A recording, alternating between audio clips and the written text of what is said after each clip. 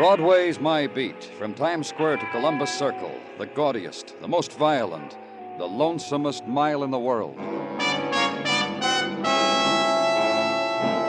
Broadway's My Beat, with Larry Thor as Detective Danny Clover.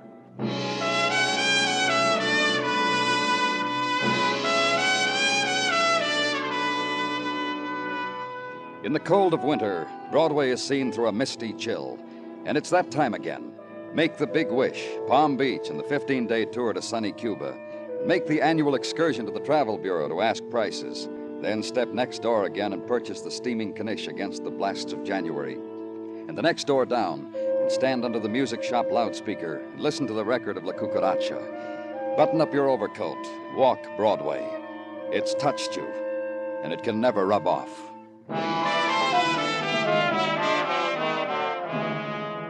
Just off Broadway, 11 o'clock in the morning time on West 39th, apartment house, and this languid attitude of hand against the floor, trail of blood upward to girl on bed, shot and dying, and this, the doctor bending over her.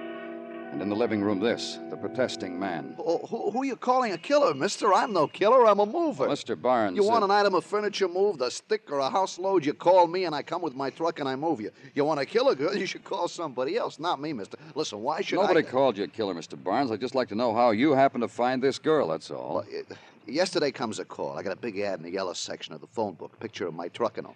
Well, yesterday comes a call. Oh. Well, take your time. I've stumbled on some strange things in my line of work, mister. Like the time I was moving some Well, wine... just tell me about this morning. You got a call. Yesterday. All here on the order sheet. Pick up apartment full of furniture, this address, take it to this address. Here, right here on the paper. It's written down, so how could it not be so? It's written down, so how can it not be so? I'll just take that paper. Thanks. Go on. So look under where it says special instructions, and it will prove to you that the dame who called, Helen Selby, she said her name was, she said in case nobody's home, walk in and start moving. That's the way it happened. You knocked, nobody answered, you walked in. Sure. Walked around, cased the joint. The trunks were already packed. They're right over there. Walked into the bedroom, looked again, called the police. Look on the paper, will you? It's written down. I can't be lying to you. The time then for waiting, measured like this. Brief span of morning sun to lie against the face of a wounded girl. Gold drift of January light on throat of dying girl. Till ambulance came and the young men of the stretcher to lift her, carry her to another place, another room, suitably darkened. And time now for you to leave.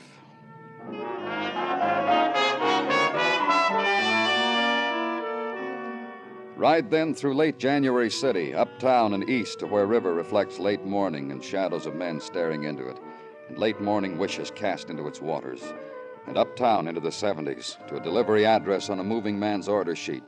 1212 East 78th, brownstone house, January trees in concrete wells against its facade, lace curtains, stoop, freshly scrubbed.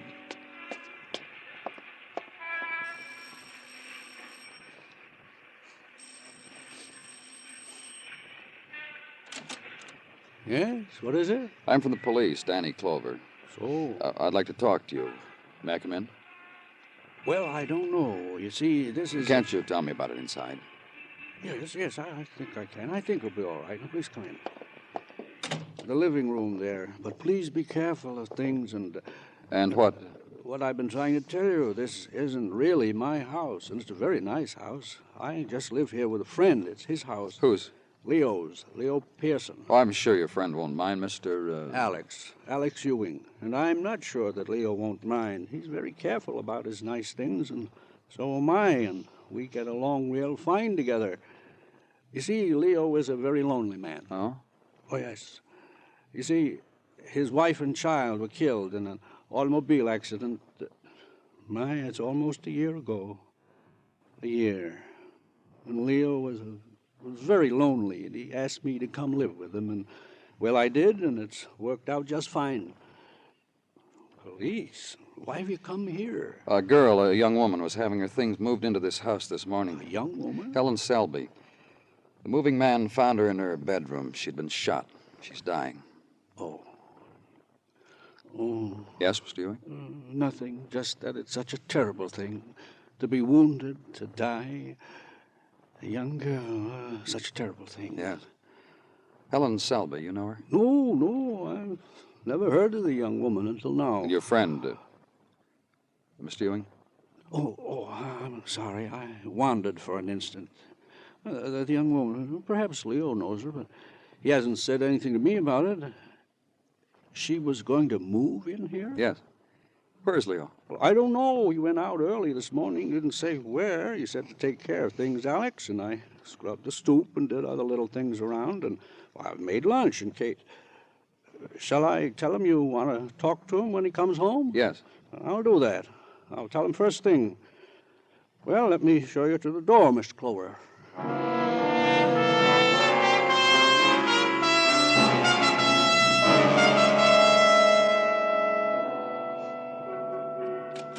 Danny? Come on in, Muggavan. I got a few things here. Items on the girl. Yeah, here. The name's Helen Selby, all right. Went through her packed stuff, found this driver's license from California, thumbprint on it, checks with the girl's okay. What else? 23 years old. Let's see, yeah. Yeah, what? Oh, take it easy for a minute, will you? I'm trying to figure out my own notes. Yeah, she's employed as a secretary at the Sun Up to Sundown Trucking Company. Sun Up to Sundown. Great, huh? Where's it located? Downtown, Danny. Perry Street. I got the address here somewhere. Do me a favor, Muggavan. Sure. Give me the address. Thanks a lot. And the Sun Up to Sundown Trucking Company is easily found. It stands out from the rest of Perry Street because the grime of its brick facades is emblazoned with yellow painted suns. Sun ascending, sun descending. And the entire miracle powered by great stake trucks. And the demigod at the reins of the cab wearing the billboard grin and a winged helmet. And inside, the golden girl, marked receptionist. Sunflower behind beat-up desk, who slides out from behind it, the better for you to receive the impact of her slim stalks. Also happens to handle office personnel. Can tell you all about Helen Selby. Hired in December for the winter rush. Clerk typist, $57.50 per. Here a week and a half when glommed onto a driver, Chris Miller. Other personnel, it has taken as long as 5 weeks to glom onto Chris Boy.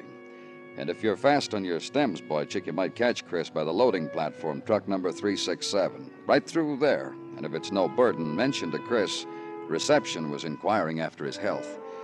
And slim finger on a buzzer, and a door is released. A corridor, then loading platform, and truck 367, and the man standing beside it.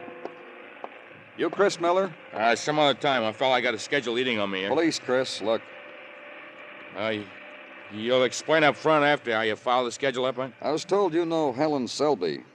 You got all sizes blabbermouths here on you. You know her? You want to know her, too? I'll give you a knockdown. State your qualifications. Your girlfriend's been shot. She's dying.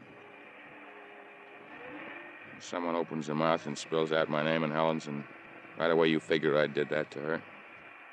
To Helen, with gun and pistol. Did you? I don't know her long enough to get that excited about her. That kind of emotion in me, she hasn't had a chance to store up yet. You'll tell me about it, Chris, about the emotions between you and Helen, I mean. Helen, dying? Yeah. Where? Police Emergency Hospital. I get a chance from the schedule. I'll check her there. Right now, I got no way to make it work out. Here or downtown, Chris? From New Year's, she came out here for something, the platform. I happened to let a remark drop. There was a whole new year ahead of her with nothing in it but her so far. I happened to remark how come tan on her face, on her arms. She said from California. I heard from California could be a blast, so I invite her. That was New Year's. After that, a few bars and a few movies, a couple of dances, records in her apartment. That's all.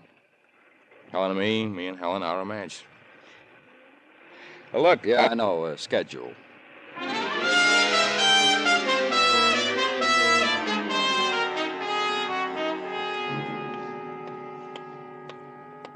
Danny.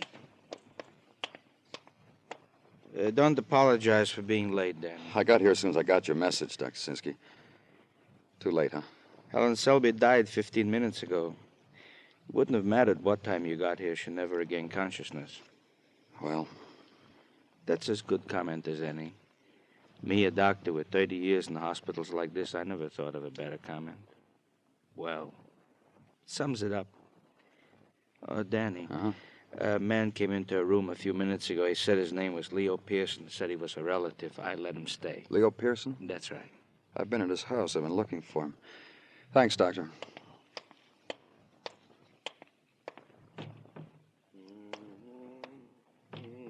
Mr. Pearson? Mr. Pearson? She's dead. I want to, So soon I found her, I lost her. My niece, dear Helen, I'm sorry, my dear. So sorry.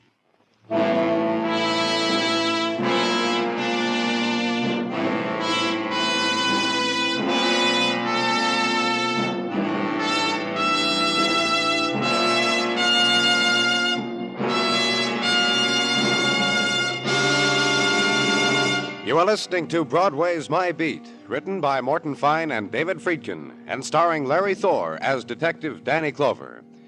Truly a leader in its field, your Sunday night playhouse has for years made a specialty of historical dramas and literary adaptations.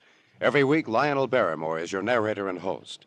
Tomorrow night, again, on most of these same stations, enjoy your Sunday night playhouse, presented by CBS Radio.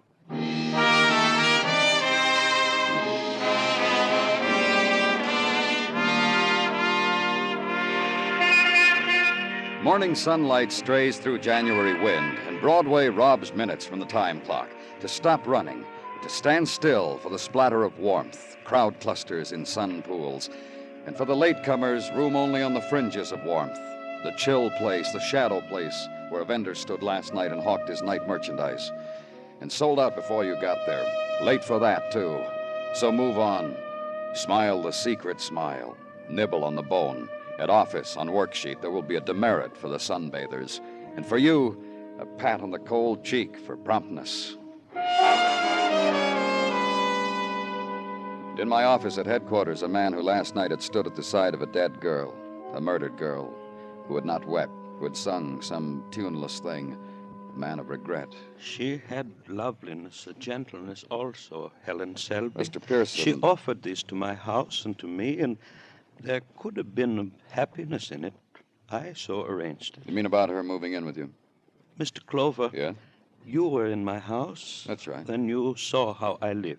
It's a nice house. Your friend? My friend Alex, he told me of you. You know of Alex? Well, that he's your friend, that he lives with you. That he said he knew nothing about Helen Selby. Alex, to me, was once a partner in coin collector business many years ago. Alex was a man without poise, without serenity, and because he was so, he sold to me his share of the business and squandered the money, became a man of pity. I arranged for him a place in a home for the old and the helpless, home for the men of pity. Then you took him out of there and brought him to your house. You know of my wife, my son, you know of this? Well, Alex told me they were... Killed, struck down in an accident, taken from me, and I was alone. And one day I thought, Alex, of course, Alex, and I brought him to my house. About Helen Selby, tell me about her. Of Helen? How you met her, how you got to know a young woman well enough to ask her to come live in your house. Helen is kin of my wife's blood, and I am an old gentleman. What was she to your wife? Niece to my wife, child of my wife's sister, who was in California many years. Then you knew her before she came to New York? No, I did not know of Helen. Her mother, my wife's sister, is dead now many years. Of the child, we had known nothing until Helen came to me, to my house. When? Maybe a month. Helen came, say to me she is of my wife's sister, show me old letters such as between sisters, show me an album of pictures when she is baby. And the thing came quickly in my thoughts. What thing, Mr. Pearson? Mr. Pearson? And the laughter of youth and the touch of youth. Helen said to me once, "How lonely you must be, old gentleman." How quick are the eyes of youth. And you asked her to come live with you? Yes, I asked her, and I said to her, with your husband, too. Stay with me, Helen. It's a big house. For you, for... Husband? She'd tell me a boy she loved, a boy who wished to marry her. I have a big house, many empty rooms, and nice things for a girl. And now it's again death, and only death, and rooms of is not gentleman to cry before. Is not.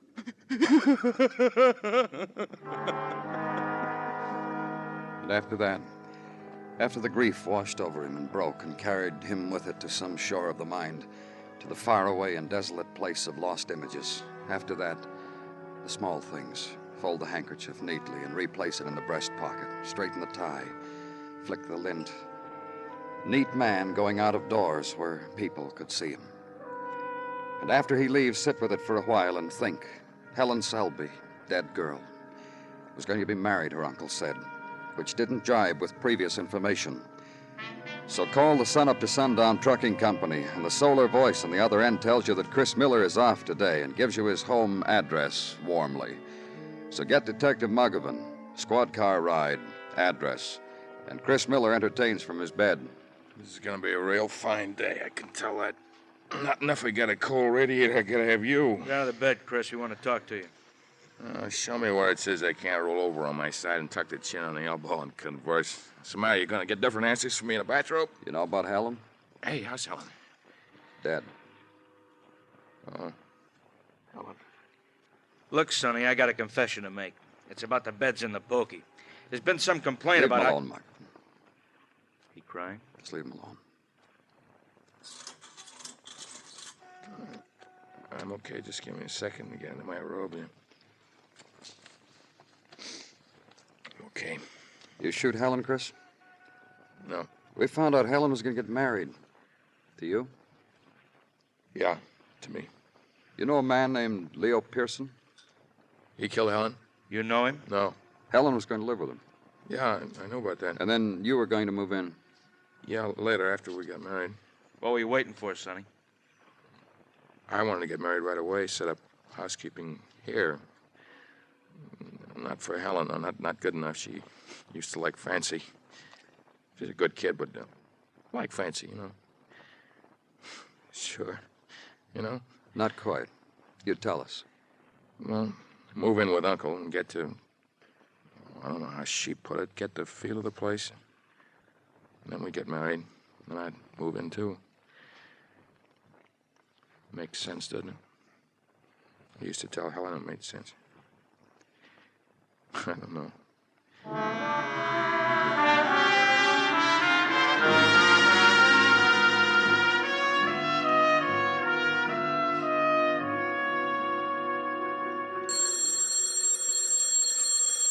Telephone's ringing, Danny. May I, Danny? Oh, of course you may, Gino. Thank you kindly. Lieutenant Clover's office, Sergeant Tartaglia at this end. Yes? Oh, I see. I will do that. And your address, madam? Kill me, madam. I happen never to have heard of your place, so the address, if you please. Uh-huh. Thank you. I will forward your message to the proper party. No trouble at all. And you also, madam. Thank you. Danny. What, Gino? Bessie Hancock. Huh? Miss Bessie Hancock of the Hancock Home for the Aged, 190th and Riverside Drive. She has read in the papers of Mr. Leo Pearson of our current murder case, and she has certain information which may or may not be important, she said. Also, Order the squad car, Gino. of course, Danny, goes without saying. Ride uptown now along the road that bans Manhattan from the river. Riverside Drive and chill afternoon. 190th Street. Look across the brown water to the Palisades. And make a turn at the sign of the clenched fist and pointing finger. Hancock Home for the Aged. Gentle and loving care. Park the car and walk through the swinging gate, up the path, lined by last year's grass and last rainfall's footprints. The porch, with an old gentleman on one side of the steps, an old lady on the other, rocking. Faster, stationary race between them. The lady who answers the door has a lorgnette pinned to one side of her blouse and a watch pinned to the other. Yes? I'm from the police. My name's Clover. Yes, won't you? Oh, just a moment, please. Still angry, Mrs. Cochran? Oh, don't be. That's Mr. Setlin's way, that's all. He wants to talk to you, don't you, Mr. Setlin? Be nice, Mr. Setlin. Please come in, Mr. Clover. This way. Thanks. Oh, you may sit down. Was something wrong? Oh, Mrs. Cochran and Mr. Setlin, I want everybody to be happy, and they're not happy. Not with each other. Oh. Mr. Setlin plays pranks with frogs, and now he's taken to answering ads in magazines and signing Mrs. Cochran's name. Oh, such ads. Oh. It's about the phone call you made a while ago to the police. I know. You know, I wonder if I was right. About what? About having that music piped into here. I started it last week, and since then my boarders don't use the game room so much. The checkerboards and the dominoes. They just sit and rock and listen and don't seem to be happy at all. I want everybody to be happy. Was Alex Ewing happy? Alex Ewing? Then you know why I want to talk to you. Oh, I made an assumption. I spoke with Leo Pearson. He told me he paid the bills for Alex in a home for the aged. Then you called. Oh, Alex was miserable. He made us all miserable. The things he would do. Oh? Get up in the middle of a meal and make speeches. How this was a prison. How he wasn't really old. How he would rather be dead than stay here. If Mr. Pearson wasn't paying me so much money to keep him here... And after Mr. Pearson's wife and son were killed, he took Alex out of here and into his own home. Yes, thank goodness. For instance, you see that big stain on the wall? Mashed potatoes. Alex. Why exactly did you call me, Mrs. Hancock? Oh, I don't know whether it's important. Last week, Mr. Pearson came in here and made arrangements for us to take Alex back. Today was supposed to be the day, as a matter of fact. Of course, I charged him more money. You can understand that. If my boarders get miserable again, I should be paid for it, surely. And I do want everybody to be happy.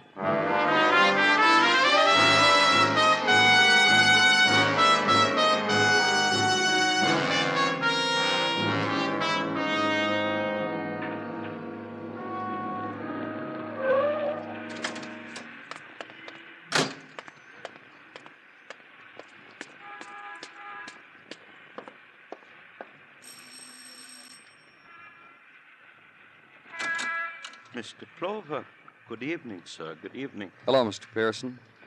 Mind if I come in? Please do. I'm pleased to see you. Thank you. Would you care for some wine? Thanks, no. Is Mr. Ewing here? Did I ask a funny question? No, forgive me. It is only that Alex is in the library poised over a chess problem. Therefore, he is here, and he is not here. I'd like to talk to him. We will go to him this way. Alex? Don't bother me. Go away, go away.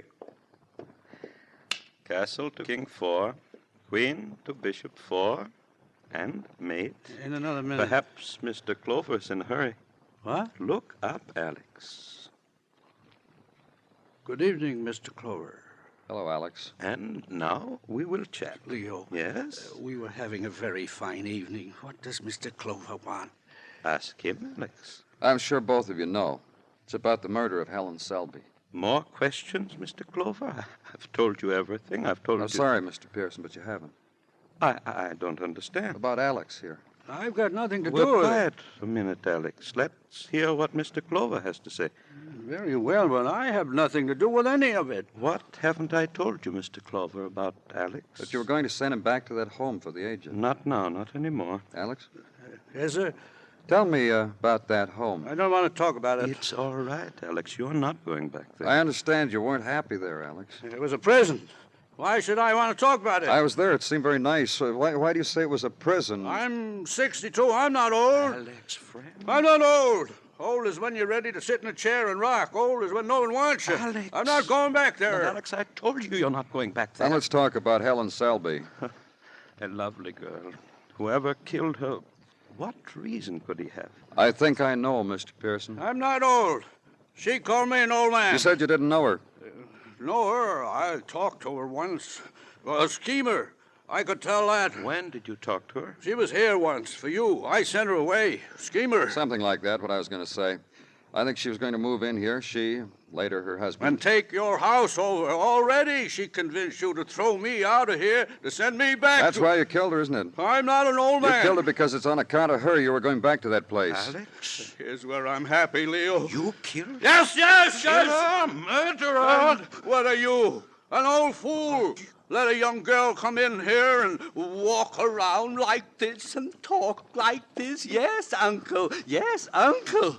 I know how she talked. I know how she walked. I watched. She was my niece. Welcome here. I wanted her We here. better go, Alex. Like this, Leo.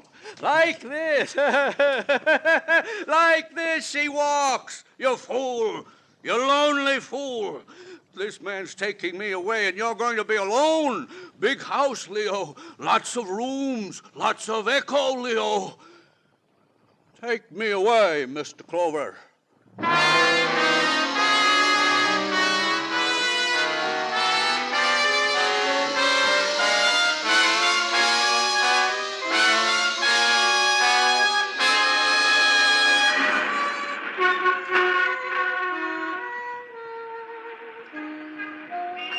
It's a panic in neon, this Broadway, where pleasure is a packaged commodity and pain, where bargains prevail for numbness and the fleeting smile, sometimes on installments. It's a place that dares you, and one way or another, it'll rock you to sleep.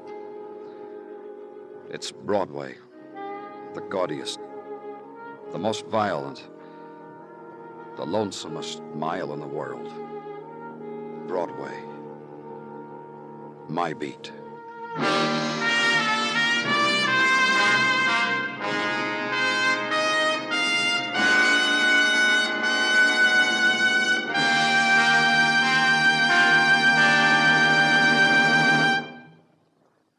Broadway's My Beat stars Larry Thor as Detective Danny Clover, with Charles Calvert as Tartaglia and Jack Crucian as Muggavan.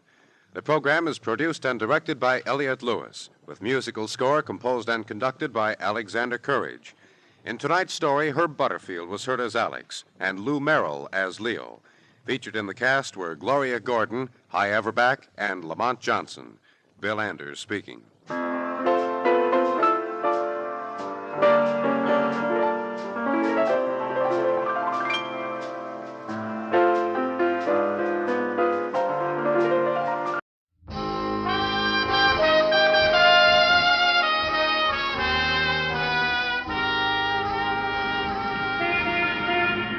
Broadway's My Beat, from Times Square to Columbus Circle, the gaudiest, the most violent, the lonesomest mile in the world. Broadway's My Beat, transcribed with Larry Thor as Detective Danny Clover.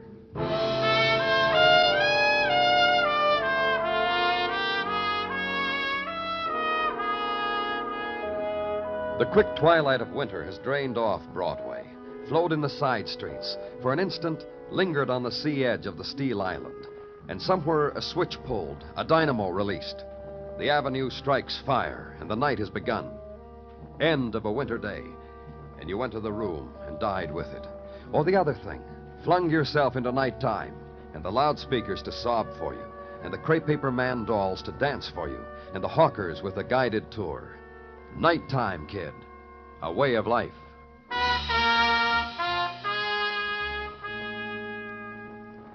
And at headquarters, the file on a day's violence. Close it. The desk, clear it of empty coffee container, tray of cigarette butts. The unfinished report dealing with alley assault. Staple it, put it in tomorrow's drawer. And the man who waits for you is a man of infinite patience. Take all the time you want, Danny. Thank you, Gino. Take the whole evening to close shop if you want. Well, I'll be ready in just Do not take into consideration for a minute that even now, Mrs. Tartaglia is biting her knuckles, tapping her left foot like this because the lasagna is sagging. Gino, I just want to... It goes without saying, Danny, how pleased we are to have you to a dinner at our house. After so many invitations extended, so many rejected for this and I'm that. ready, Gino. Get the lights, huh? And then we'll go, huh, Danny? And I will stop on the way for a bottle of wine. Danny, consider you worked hard today. Consider the lights are out. Consider... Danny Clover speaking.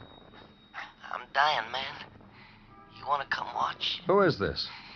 It's running away from me, man. You come watch out, Joey Condon. Me, Joey. Where? West 49, 2312.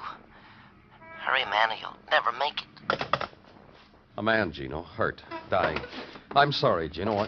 Danny.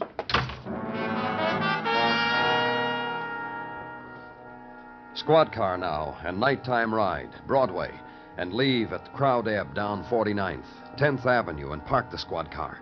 Look for an address. Find it. Rooming house available to transients and those tired enough to want to take advantage of the monthly rates. Name Joey Condon on small directory in small vestibule, room 5. Corridor. Come on in. It's open. Open to the world. To everybody who wants a sight to see. Ain't I a sight? Who did this to you? Ain't I a sight? I'll get some help. Oh, wait. I ain't gonna be alone when it happens. Don't go nowhere. Cut like this. Just tell me who. Things that happen. Cut like this. The way it flows out of you. Huh? Dreamy.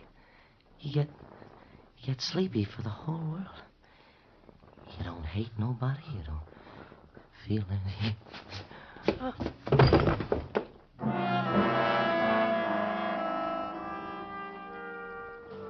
Furnished room on West 49th. Cubicle of limbo. And decor to match. Wall where phone was. Pencil scrawled with the lonely names. First names of women, some underlined. And end table, cigarette charred where solitude had been ground and blistered into veneer. Other things. And this, the man who had lived it. A man named Joey Condon, dead of a knife wound.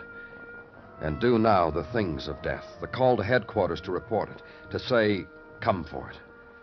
And search of a dead man. Wallet and loose cigarettes. And separate card and cellophane. Joey Condon, member of the Musicians' Union. And another call, and a voice that says, Joey worked the Pinwheel Club on West 5-2. Joey was the trumpet man there. Joey's had it, fella? And hang up. And in corridor, the familiar sound. Foot scrapings of the violence collectors. Meet them. Tell them about it. Leave them with it.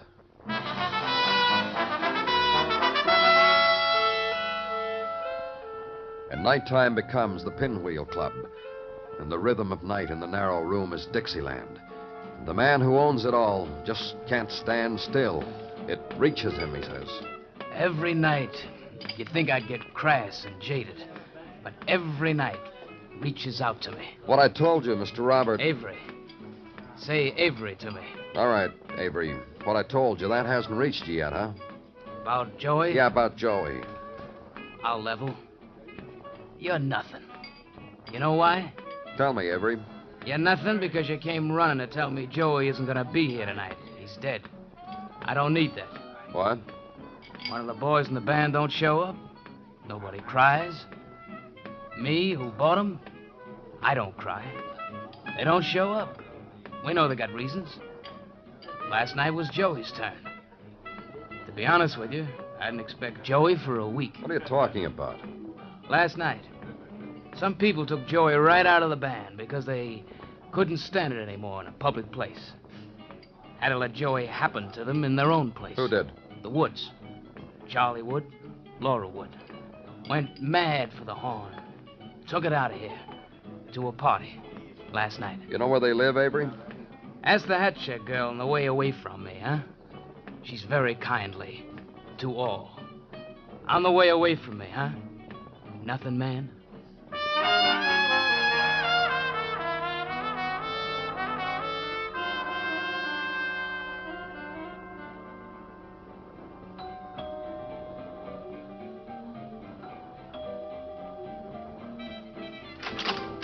Hi. Take a drink. The bottle's inside. What'd you go away for in the first place? Come on. What am I doing holding your drink? Take it. No, thanks. Where's your lady? Huh? You went out to get a lady, didn't you? This afternoon with the rest of everybody? All the ladies went out to get lads, and all the lads to get ladies. Routine to keep the party going, right? Got 3 days worth of bottles. Started last night. Let's see, we can hold out till, Hey, don't you remember anything? Your name's Wood, isn't it? See, you remember. Your wife's, Laura. See how good you remember. The party started at the Pinwheel. See? That's where you met Joey Condon. Where's Joey? You know where Joey is? I haven't seen him since... Since when? Hey, I haven't seen you either. You know something? What? You weren't at the party last night, today either. You didn't go out of here looking... Police. Oh. What for? Nobody's making a disturbance here, sir. Even Joey put a mute on his horn. When's the last time you saw Joey? I'm going to think about it. I'm thinking about it. Go right ahead. He didn't have fun, I guess. He left. About 4 o'clock this morning. Was here maybe 3 hours, and then he left. Where's your wife, Mr. Wood? You think I'd send Laura out? Well, then she's home, huh? Sleeping. Laura's sleeping and waiting for the fun to happen again. Go wake her. She's tired. This party's been going on. Yeah, I know, for nearly 24 hours. Go wake her. What for? I want to talk to her. You going to wake her, or do I just barge right in? You don't believe me, huh? I'll show you. Laura? Cut it out. That bed's not been slept in, Mr. Wood. You know where she is? You tell me. Laura's not here. Hasn't been for a long time. For how long? Long. For how long? Well, she'll come back. She left with Joey. You made me tell you. You made me say what my wife did. Went out. Where did they go? I don't know. Find her for me, will you? Find her. Please, find her. Laura.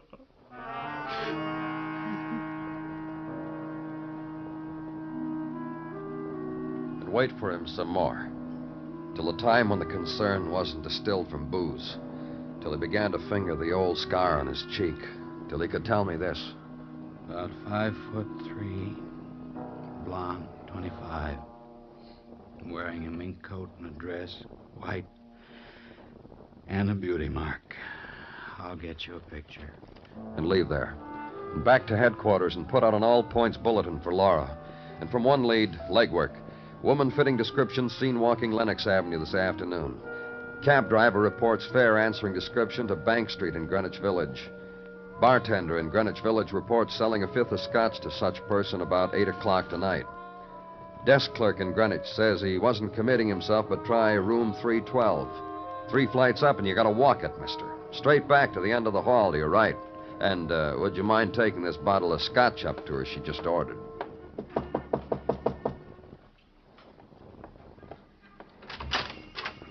Give the bottle and hold out your hat for a tip. All right, don't take off your hat. Here's $1 for you, anyhow, to show you how. You're Laura Wood, aren't you? Yeah, here's some more money. Buy yourself a trumpet. Come back and play Like tonight. Joey? Nobody can play like Joey. He's dead. You sure? Sure. I wanted you to be sure before I gave you an impression. Now I'll give it to you. Joey's dead.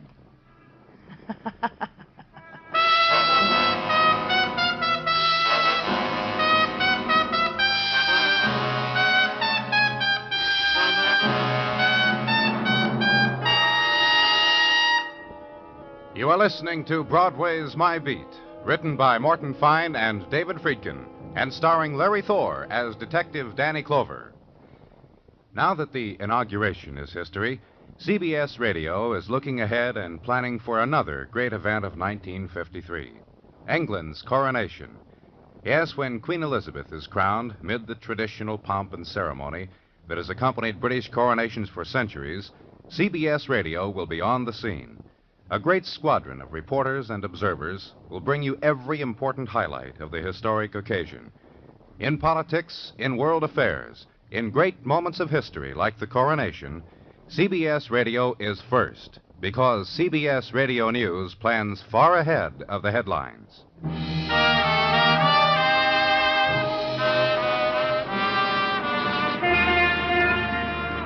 chill wind puffs down from the river, and Broadway is a place of regret.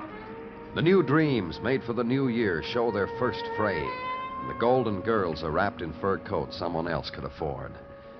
It's the time of the galoche, the noisy radiator, and the cold linoleum on the bare feet. And the mornings are filled with the numbing hours and dead cigarettes in bottoms of coffee cups. It's January's end. Snow time, muffler time. The time to get an invitation from your sister-in-law Bernice in sunny California instead of just snapshots.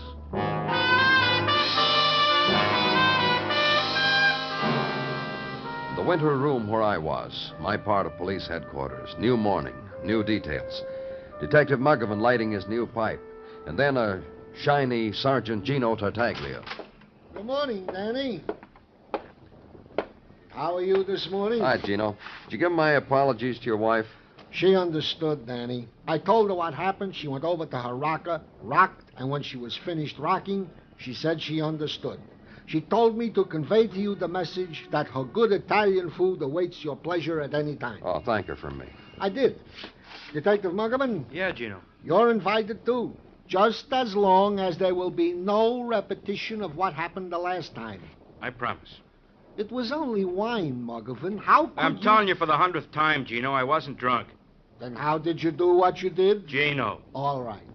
I won't tell. Danny. What did he do at your house, Gino? Danny, Mrs. Laura Wood is outside for an interview. What did Muggavan do? Mrs. Wood, having spent the night in the pokey, is now in a sober condition and will be most happy to talk to you. This way to see Danny Clover. Oh, please sit down, Mrs. Wood. That'll be all, Sergeant. How do you feel? Well, next time, don't drink so much. I need you. You may need me, Mrs. Wood. You see, if you're innocent, you might need a cop to prove it. That's why you might need me. Innocent of what? Don't you remember? Joey Condon was murdered. You think I did it? Did you? You can drop dead if you like.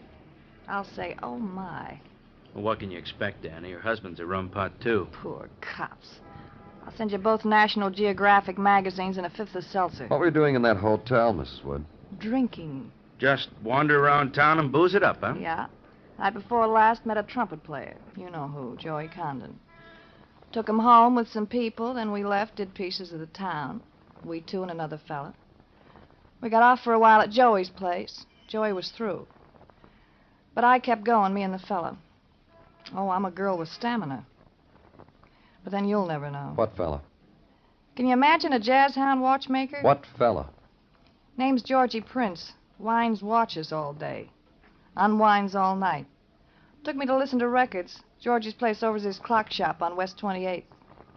That fella's a walking mainspring. Mrs. Wood's lawyer, Danny. Show him in.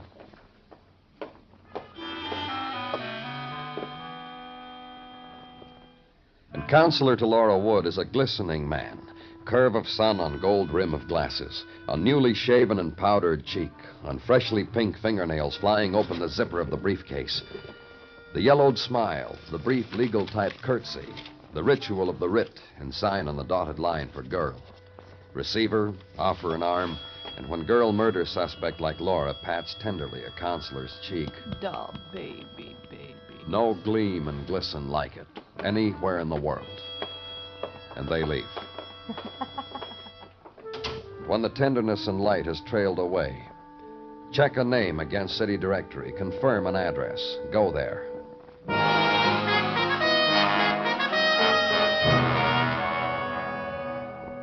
And on a shop window slapped against basement brownstone, the name George Prince and a function, watch repairs. And inside, a man sits behind a glass partition, peering into delicate mechanism of a lady's watch, bites a lip, does something to it, views it now with naked eye, then... It's nice. Very nice. Yeah? Anything I can do for you, sir? You, Georgie Prince? Well, look around, all alone, no one to help me. That makes me Georgie. Police. Get out from behind that thing, Mr. Prince. You'll be able to make out the badge better. Oh, yeah. I'm so used to working real close, my eyes. You sure police, all right, sir. You sure are. But why? A girl's been telling me about you, Mr. Prince. Me? A girl told you about me? I did a watch for her? Who? What? Laura Wood. You know Laura Wood, don't you, Mr. Prince? I don't think so. She told you about me? You were with her last night. What do you... Yes, I was with her last night. For a while, that don't make me know her. That kind of girl, you don't know her just from one part of the night. It'll take a long time. Impressed you, huh?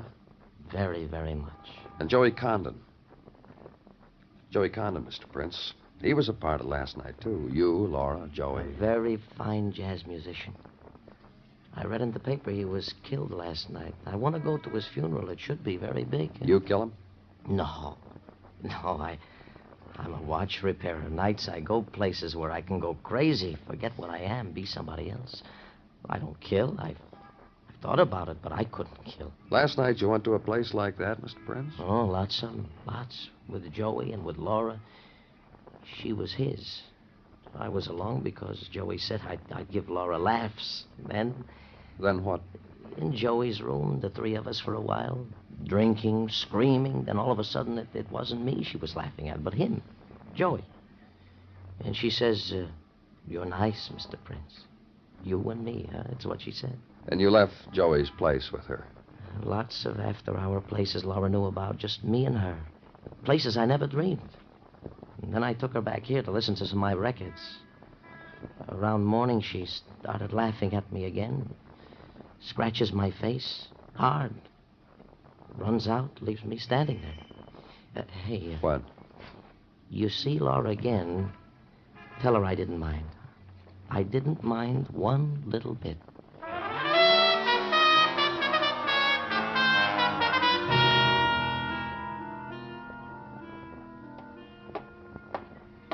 Danny? Hey, wait up, Danny. I'm just on my way to your office. What do you got? Some rundown on that sweet character, Mrs. Wood. Oh. Very sweet character. I said, Muggerman. That's not the secret word, huh? Okay, rundown on Mrs. Wood, nee Laura Brennan. Married Charles Wood 3 years ago. That's fine. You stop me again when... Sometimes I get you in a bad humor, don't I? Is that all you got?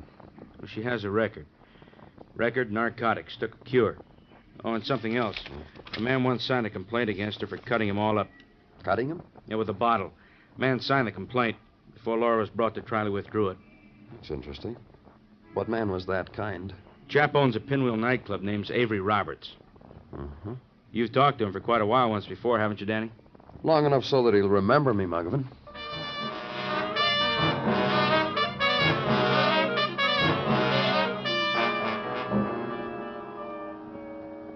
It hits you how different this joint is when it's empty, Mr. Clover. Hits me right here between the eyes. You want to listen to me, Avery? I know. You're going to say to me, Laura. Uh-huh.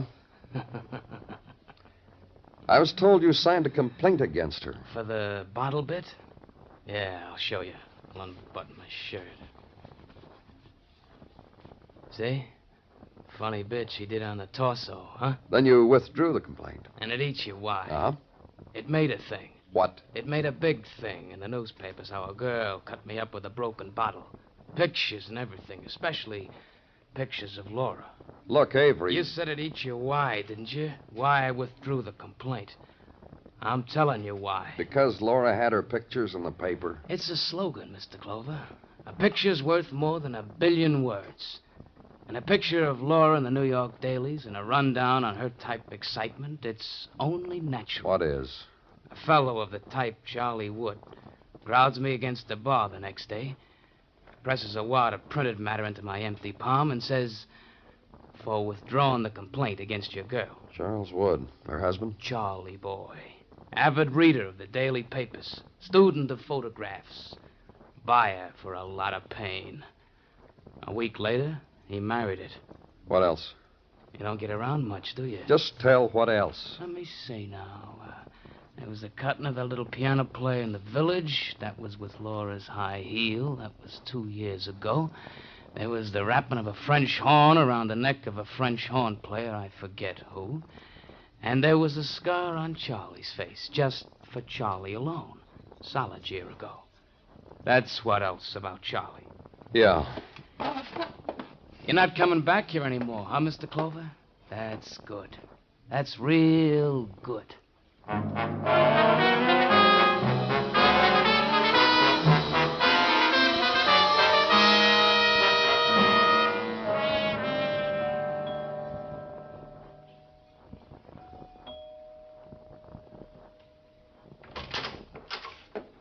Well, hi. You didn't drop dead. You want to try for it inside? Come on in. You come for the fifth of seltzer. I know a funny bit that goes with Where's seltzer. your husband? Oh, he'll be very good in a bit. I'll call him. A little later. I want to talk to you. For what? Joey Condon. One of the other times you said that name to me, I went like this. Only louder. Let's suppose this name, then. Avery Roberts. You gonna do what to a name? Pose it? Then what am I supposed to do? Get your husband. Sure. I've had him, now you can have him. Charlie? Charles? Carlo? What do you want? Get in here, Pet. We got company. Bring around a ball of yarn sometime. I'll show you why I call him Pet. Laura. Him, Pet. I was just pitching you. What do you want here, Clover? I just want you to join this discussion we're having. Oh, Pet here's a real big joiner. What were you talking about, Clover? A man named Avery Roberts. What about him? I'm trying to figure out why you paid him off to drop his complaint against your wife. Tell me, Mr. Wood. That badge you carry makes you have a big mouth spread, huh, Clover? Tell him, Pet. Tell him why you settled with Avery. Ah. He saw my picture in the paper, Mr. Clover. He read about me. Now you know, Clover. Now you can be on your way. And Laura appealed to you, huh? I married her, didn't I? Sure, my pet got me out of hock, and I'm a grateful girl. Mrs. Wood, you've got quite a record. Leave her alone. Man wants to talk about me, Pet. I don't mind. Shut up, Laura. How'd you get that scar on your face, Mr. Wood? What difference does Your that... wife, huh? We were drinking. There was an accident. I'm sorry, Pet. Another thing I can't figure. What are you talking about? Your wife. I told you, leave her alone. When she drinks, she gets violent. That's my problem. And he's happy. You know what I do to my pet, Mr. Clover? Why don't you shut up? Why don't you get out of here? I fascinate him. He told me. When she gets drunk, she gets violent. When she... I've been a good girl for years. Then a trumpet player sets you off again. Look, all we did was have a party. Must have been a pretty dull party, Laura. Yep, a lot of dull. So you left it with a trumpet player and another man. The little watchmaker didn't matter. Charlie knew that, didn't you, Charlie? What are you trying to do to me, Laura? You followed them, didn't you, Mr. Wood? What are you trying to do to me, Laura? It's done, Pet. You followed them, and when your wife left, you killed Joey Condon. Listen to me. What? Well, Pet? You just listen to me. We're waiting, Pet. I don't know anything anymore. The things that have happened. What things, Charlie? Married to you. And what you made me do. You know something, Mr. Clover? You know something. What? Can you imagine a man being jealous of her? I was. Pet. Charlie. Carlo. Get away from me, get away. Aw. All I want to do is kiss you goodbye. That bit. Come along, Mr. Wood.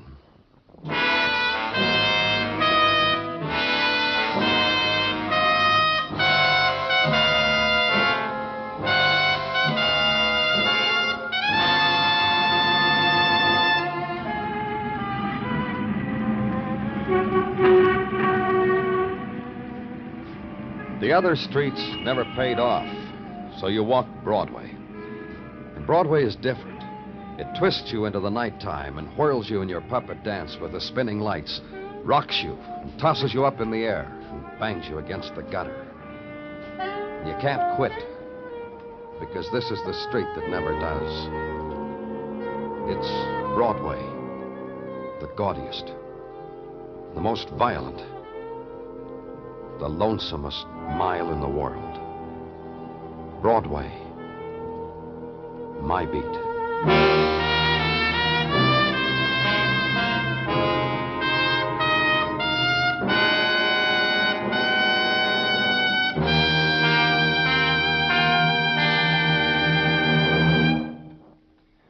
Broadway's My Beat stars Larry Thor as Detective Danny Clover.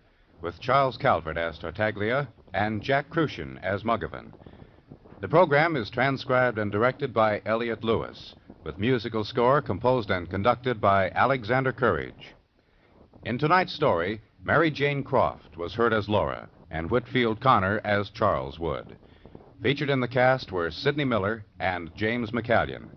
Bill Anders speaking.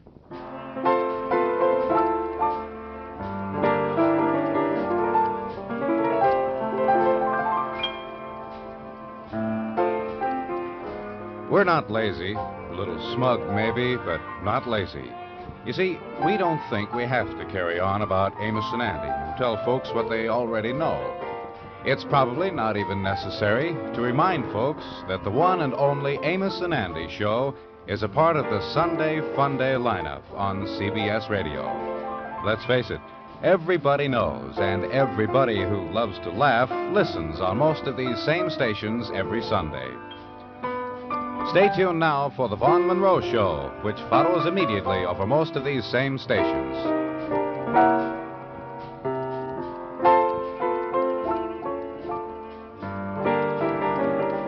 And remember, Lionel Barrymore is your host on the Sunday Night Playhouse on the CBS Radio Network.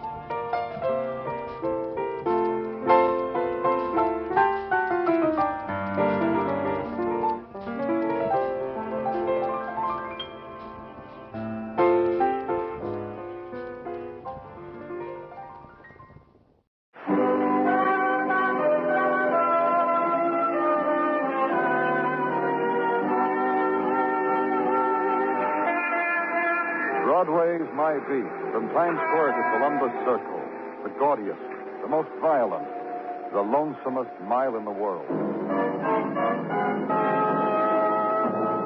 Broadway Is My Beat, with Larry Thor as Detective Danny Clover.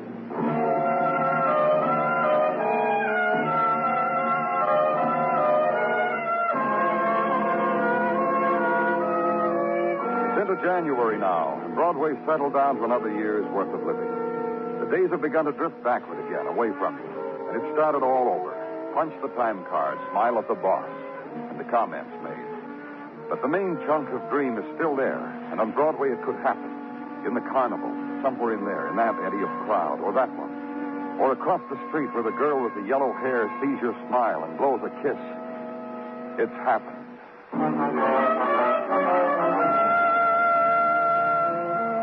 But no dreams where I was. Long ago dreams resolved into hands full of crumbling plaster and thrown away.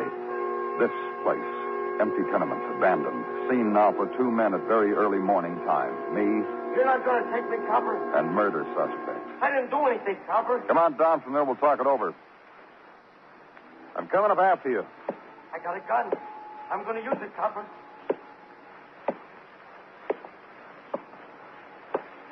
All right. Wherever you are, just listen for a moment.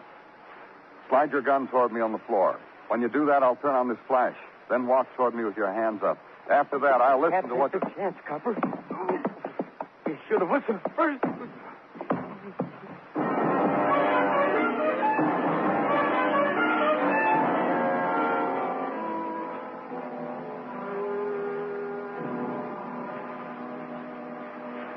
Come on, Danny. Come on. Oh. Yeah. Now, we'll try another one, Danny. Yeah, that one should do it. All right, can you sit up? Hey, come on, I'll help you. I'm okay, Muggavan. Oh, look, it's my day for helping. Let me help you. You don't have to be a hero. You don't have to stand up. Leave me alone, will you? You get away? You sure did. Brings your batting average down a little, Danny. Real funny. Well, don't let it worry you. We'll get it. I'm not worried. Everything is just... There's an all-points bulletin out on him, Danny. We'll get him. Won't take long. Make you feel better? Yeah, real fine. The lady recognized him when he came out of the alley with a gun as the neighborhood drunk, neighbor Herb Lennon. Description, everything. I should have had him, Uncle. In 10 minutes after he shot that man in the alley, I had him cornered in here and lost him. Oh, forget it. Come on, I'll take you back to headquarters.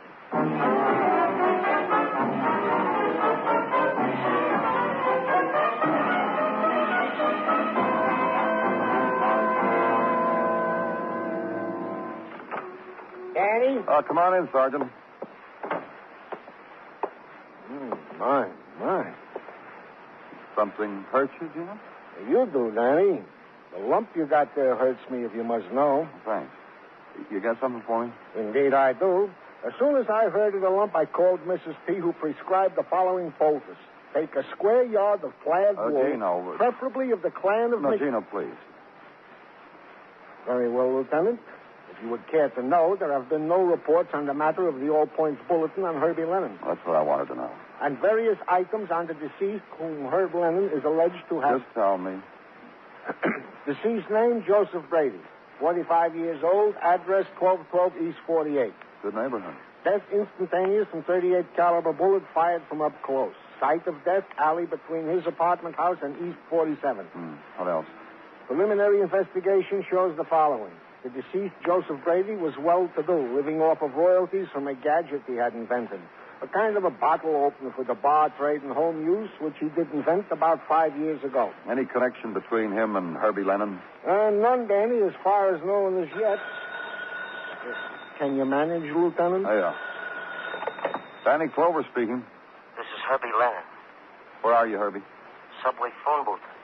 34th and Lexington. I'll wait for you, copper. And I'll talk to you. You'd better hurry before I change my mind. I'll be right there. I'll leave the recipe for the poultice right here on your desk, Danny. Please use it. Remember, I hurt too.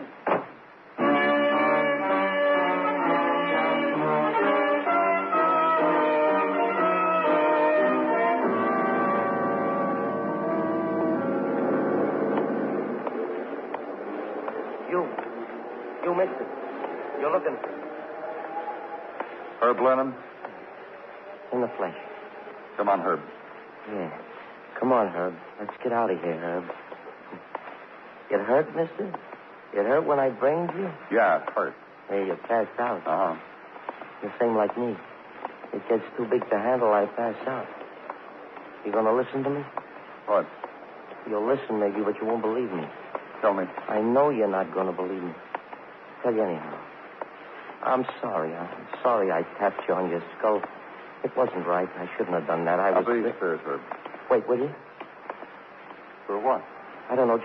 Just wait a minute, huh? All right. Well, Herb? I'm a drunk. But you can tell that, can't you? Come on. No, wait. I'm a drunk. Some things about my type drunk, maybe you don't know. Up the stairs, Herb. I told you wait. Didn't I tell you wait? You gotta understand the kind of drunk I am. Neighborhood drunk. Gutter drunk. Saturday to Monday drunk.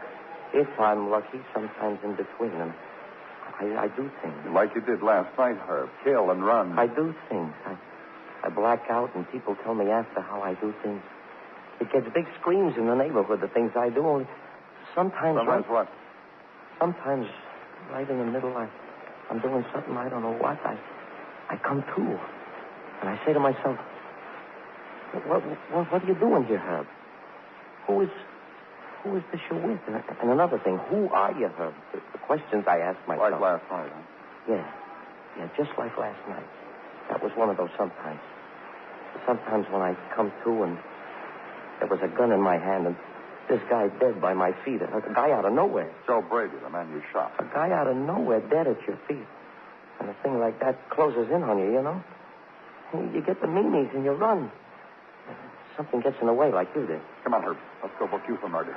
You didn't understand the word I said, did you, mister? You didn't understand. I'm just a drunk. No killer. All those things people scream laughing over what I did. Not once was it I hurt somebody. I don't hurt nobody. I got enough of my own to last me 1 billion years, so why go looking to hurt somebody? Kill somebody? I'm a nothing, Bill. I did that, mister. I killed. Come on, Herb. And up the subway stairs and into another pattern of roar and chill and winter shadows. January day splayed against stone, against pavement, against crowd. And the woman who slows for a moment, considers you, considers the man at your side, smiles the knowing winter smile, the secret winter smile. And Herbie's mouth shapes an emotion about her, and her step quickens, flight into crowd. The squad car then, push Herb into it, ride, drifting day. And it becomes headquarters and the booking of Herb Lennon for suspicion of murder. And upstairs now, from the corridor to your office, and the desk to pass. Danny? Yeah, I know, Gino, the poultice. I'll do So it. quick to jump to false presumptions, Danny, I am surprised at you. Not the poultice? Your health and the lumps that go with it is a private affair after all. Then what? Under your very nose, on my desk, a tumbler full fresh camellias. And this is your comment? Well, they're very nice, Gino. Now, and how it comes to pass that the sergeant is bedesked with a tumbler full fresh camellias, this does not occur to you to ask? All right, Gino, how come? Given to me out of the blue. By visitor, a doll, a charmer, a lady of refinement and sensitivity, who even now waits for you in your office. For you, there was a bachelor button which I have laid neatly across... Who is she? What does she want? Party by the name Miss Sally Carr. What she wants is a thing meant to murder Joe Brady. And I tell you, Danny, if it were not that my eyes are already fastened on a certain Mrs. Tartaglia... this kindly lady... Steady, Gino. Hi, Danny. Miss Carr? It was the sergeant's whim to lay your flower, the one I brought you, across your calendar. He said it would sweeten your day. I thought it so delicate of him, and I didn't have... He said it was about Joe Brady. May I place the flower in your buttonhole, Mr. Clover? It's what it was meant for. What about Joe Brady, Miss Carr? Him? Oh, very simple. Something I believe you should know about him. What? That I killed him. It does seem a little shocking, doesn't it? But I did. I really did. I took a gun, and I shot him, and I killed him. There now, Mr. Clover. How nice you look.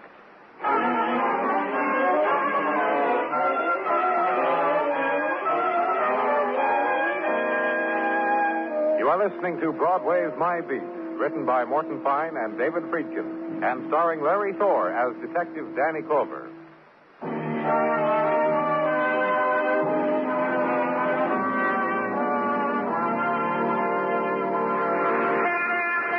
The new year has doled out only so many of its night times, and Broadway has already used them, drained their moonflow, their trumpeting, their whisper. The long night times, quick surge, quick ebb of night times, and a new one coming up. And take your place in line, wait for the new falling of darkness, beat the change of price. And it will come like other Broadway darknesses, explosion, laughter, shock. In the corridor where now walks solitude, wait. At edge of neon dream, wait. Soon there is night. And in the office at headquarters, gray flow of winter twilight, and the twilight woman who had brought camellias for a sergeant's desk, who had placed a flower in your lapel, who had confessed to murder. Such a restful time. Such a lovely time. What? The close of day, Mr. Clover. When there's stillness and so much that's beautiful. And so many sweet thoughts crowding in to be heard. Miss Carr. And the planning of kindnesses. Such a delicious, wonderful time of day. Though I must confess... I know, but you killed. Oh, that... No, my other confession. That I hate darkness. I'm afraid of it. It's silly, I know, but I'm no longer a young girl, Mr. Clover. 45, to be precise. And darkness... Let's get back to the murder of Joe Brady, shall we, Miss Carr? If you wish. You've confessed to the murder of a man. Of course. Because I did it. Why did you kill Brady? Miss Carr. So much good left to be done, Mr. Clover. And so many dependent upon me for it.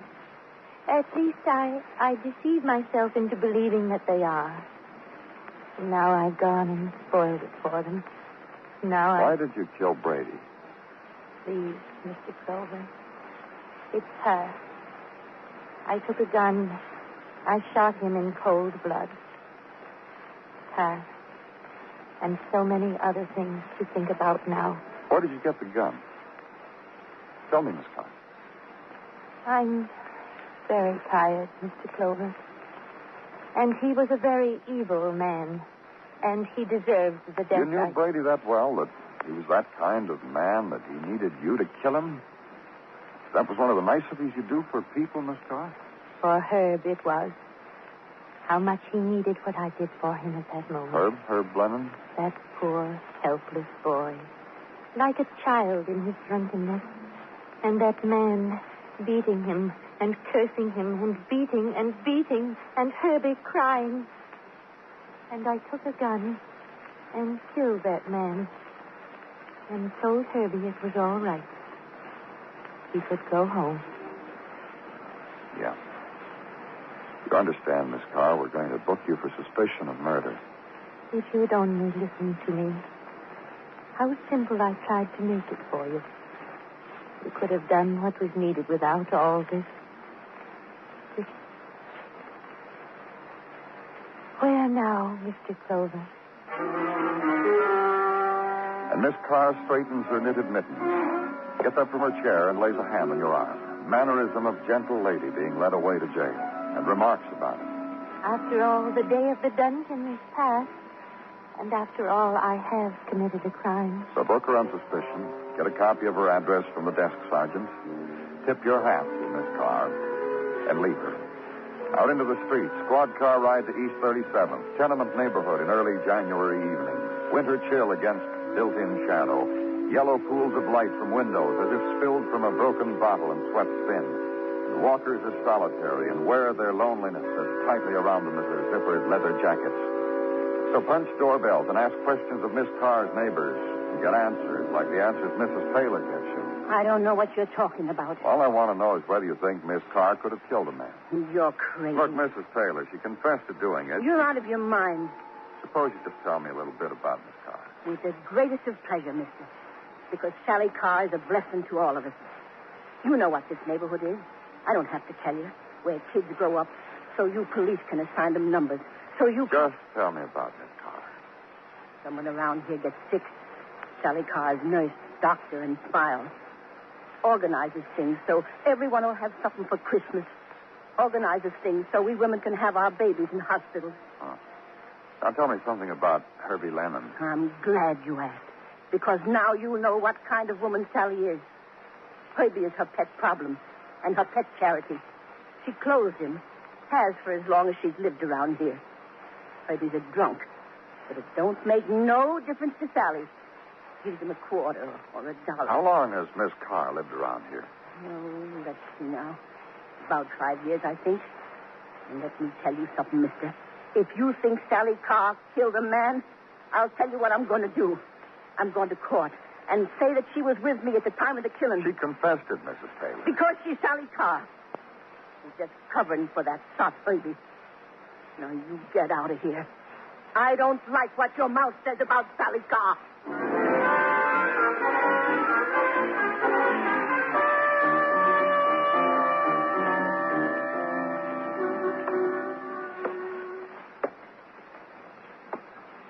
Danny? Hey, I'm talking to you, Danny. So what do you want, Muggavan? Why don't you take a rest, let me walk around the office for a while? Forget it. Forget it, he says. Look, I had as much grief as you did today. I talked to some of our neighbors, too. 37th Street formed a block committee and came down in protest. Oh? Yeah. 3 of them said they were going to take the stand and swear Sally Carr was with them at the time. Yeah, I know. Right now, she's got her whole cell block singing spirituals in 4-part harmony. Do you think she killed anybody, Danny? What do you think?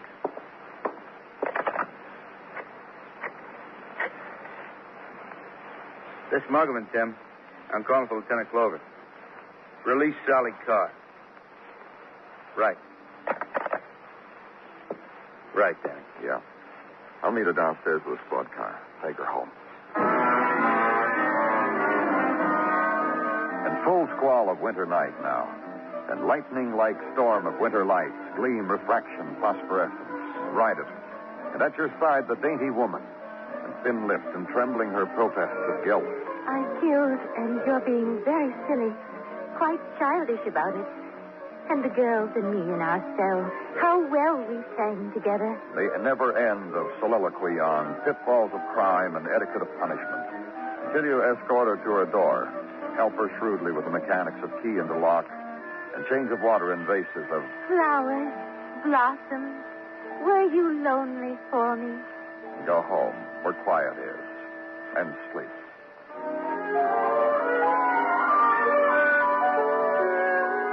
And morning at headquarters, morning in your office is a man from Brooklyn, man with identity. Stan Climley. Climley, got it, fella? What can I do for you, Mr. Climley? A deal. You talk deal, mister? What deal, Mr. Climley? Last night in the paper in front of the handicappers, I noticed picture. Certain lady you held for murder, then released. What about her? What about her is pleased to convey to me her home address. As, if she is whom I think she is. This lady owes me for a plate glass window to my restaurant, through which she threw my blue plate special of that year. What? Also for the fixtures, which she and her boyfriend broke in of toothpicks at the time. My counselor will be very obliged to you, and will extend to you the courtesy a percentage that I take from the lawsuit. My deal. The woman you're talking about, Sally Carr, is... Sally Carr, she said. 6 years to yesterday. The time of the broken glass, etc., in my restaurant. Known to me as Hazel Thomas, the lady boogeyman of the neighborhood. 6 years now, my lawyer and... Now, hold it a minute, Mr. Clemens. If it's the procedure. I want you to look at a photograph. Here, take a look. Don't mind. Hey, this of a dead man.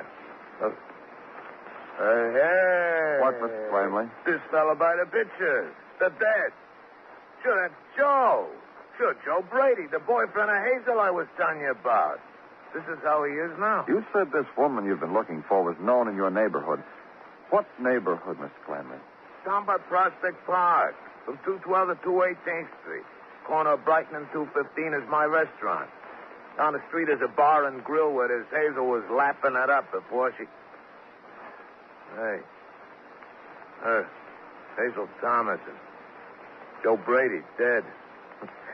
And I'm worried about our plate. Yeah, thanks, Mr. Clemens. Thanks a lot.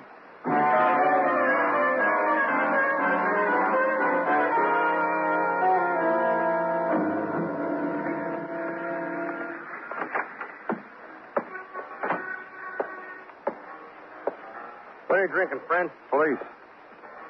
Yeah. Hey, Mickey, you owe me $1. Police, I told you. What's yours? I want you to look at a couple of pictures. We're trying to find out. Yeah, you're casing the neighborhood and asking. I know the routine. Let me see them. Here. Hazel Thomas and Joe Brady. You're sure? You showed me and I told you. What do you want me to do? Put carrots in your ears and hang on to them and say, please believe me? Hazel Thomas and Joe Brady, friend. They used to live around here, didn't they? Yes. Tell me about them. Love. Oh? Yeah, when Hazel wasn't chasing Joe around the block with a meat axe, they were covering love on the table over my last boot over there. Go look at it. Notches all around the edge of the table. Then Joe got rich, huh? Yeah, he invented that thing over there in the ginger ale bottle. Dollar item weighed 39 cents. Joe give me one free. Then what? Then what? Well, what happened to Joe after he got rich? He bid Hazel fond farewell and left Brooklyn with 2 black eyes and a snaggled tooth. Never come back. Now tell me something about Hazel. The meanest drunk I ever seen in my life. Probably the worst dame that ever lived. Tell me. Man, that's all. Look, like a bum come in and ask her to buy a beer. She'd buy it, wait for the foam to settle, hand it to the bum, and spill it all over him. And then she'd get down on the floor and laugh and kick the floor. She'd laugh so hard. Then, like you'd be reading the newspaper. Now, you don't see it, see? She'd light the paper and get down on the floor again and bang with her heels. That's it, huh? Oh, me, like I said, like to hurt people. Little hurt. The worst, no good, horrible dame you ever saw. That was Hazel.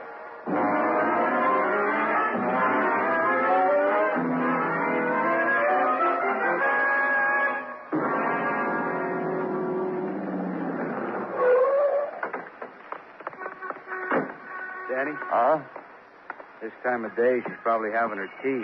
A nice, sweet lady like her. Find out.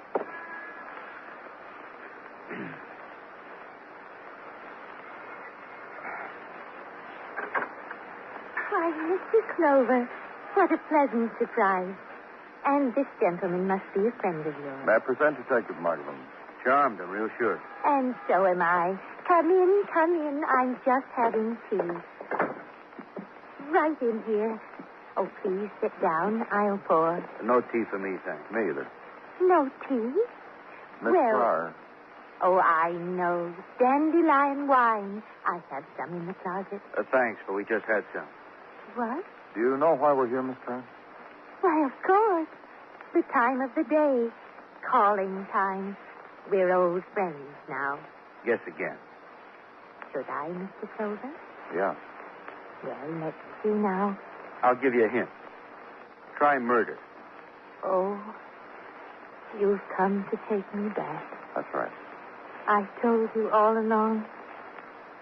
Well, you just wait and I'll pack a few things. Well, let's just talk for a little while. How nice. And what the lieutenant wants to tell you is that you're not going to stand trial on the basis of your confession. Why, whatever do you mean? Well, if you'd stand trial on that basis, you'd get off. First of all, no jury would believe a sweet lady like you could kill a man.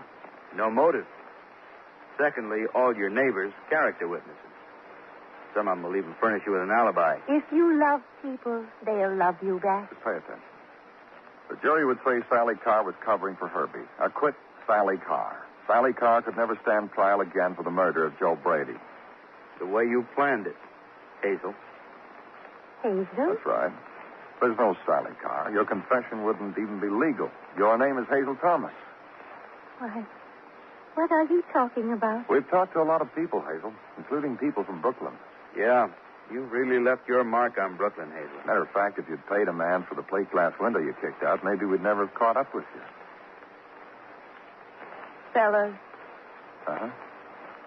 why don't you give an old party an even chance? Like what?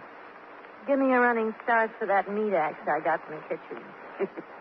A laugher, huh? I'll show you. Let go of him. Let go. Take it easy here. You leave me alone with that slob for 2 more minutes. That scratch on his face will end at his toes. Give me a handkerchief, will you, Dan? Here. Hazel, Yeah, you killed Brady because he ran out on you, huh? sure. Makes a gadget. He goes crazy. After all the times we had together. You don't know the times we had together. I heard. You can believe it, too. So you tracked him down and moved close by. Changed your name and your personality, too. Nurtured a drunk named Herbie, a drunk who blacked out. So when you finally got your old boyfriend in an alley and shot him, you could stick the gun in Herbie's hand. It took 5 years. But I paid off Brady. Ready, Hazel? You aren't going to let me race you to the meat axe, huh?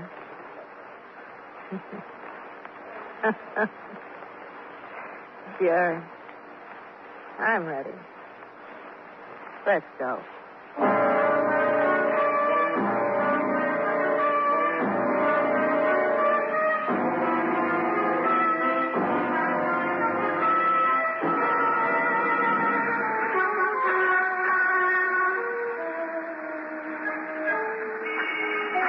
Broadway's sleeping now. The furious avenue of the night is still. Stretches out in front of you, without beginning, without end. The dumping grounds of refuse and ashes and leftovers. The neon words are turned off. But look there, where the sidewalk meets the street. It's your name, written on water. It's Broadway, the gaudiest, the most violent, the lonesomest mile in the world. Broadway, my beat.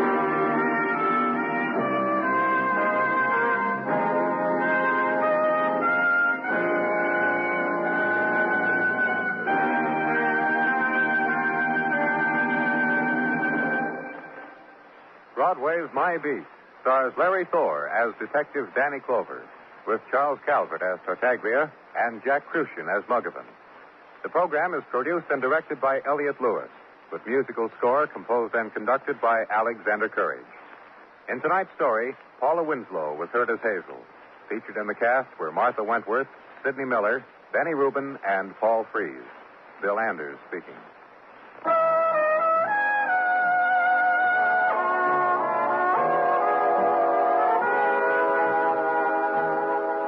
Broadway Is My Beat has come to you through the worldwide facilities of the United States Armed Forces Radio and Television Service. For the past 55 minutes, you've been listening to the best in radio drama with Theater 5 and Broadway Is My Beat. Join us again Monday night at the same time, 9:05, when FEN will present Dragnet and X-1.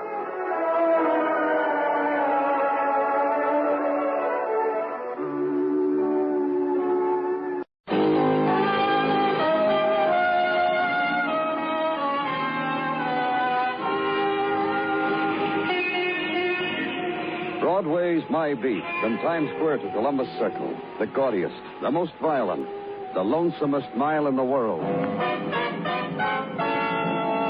Broadway's My Beat, with Larry Thor as Detective Danny Clover.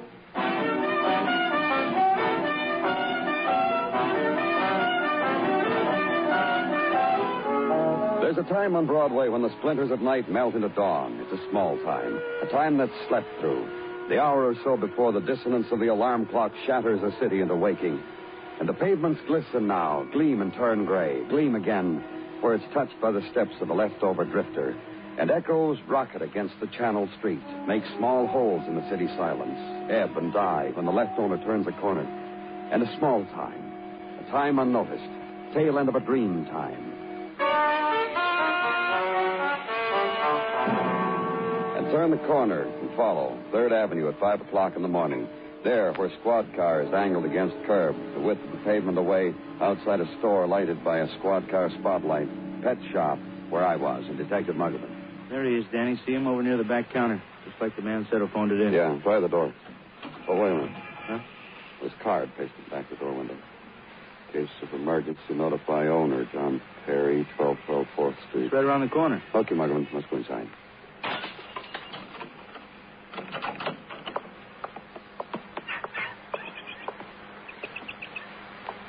Dead? Night, barely breathing. Can you hear me, mister? Can you... Here, take a look at his wallet, Muggerman. Mister, can you... A lot of dough in the wallet. No robbery. Identification, John Perry. All right. Line. Can't move. Get an ambulance, Muggerman. Take over. Tableau of violence. Scene with color. A wounded man who's dying has spilt with night onto the cement flooring of a pet shop. Concrete veined with the scarlet of a man. And about him, wild flight and tropic jays and yellows, caged. The clipped wings, the silent birds. And in rectangles of glass, dart and gleam and silences of small fish held in greenish tinted water. And become aware of something else. The sound and stirring of a city released at night. Sent sprawling onto the beach of another day. So leave there, because Muggerman will take over. A short walk now to an address in case of emergency. Turn a corner. A few more steps and a brownstone. And a man in a heavy coat sweater removing the emptied trash cans into a basement doorway.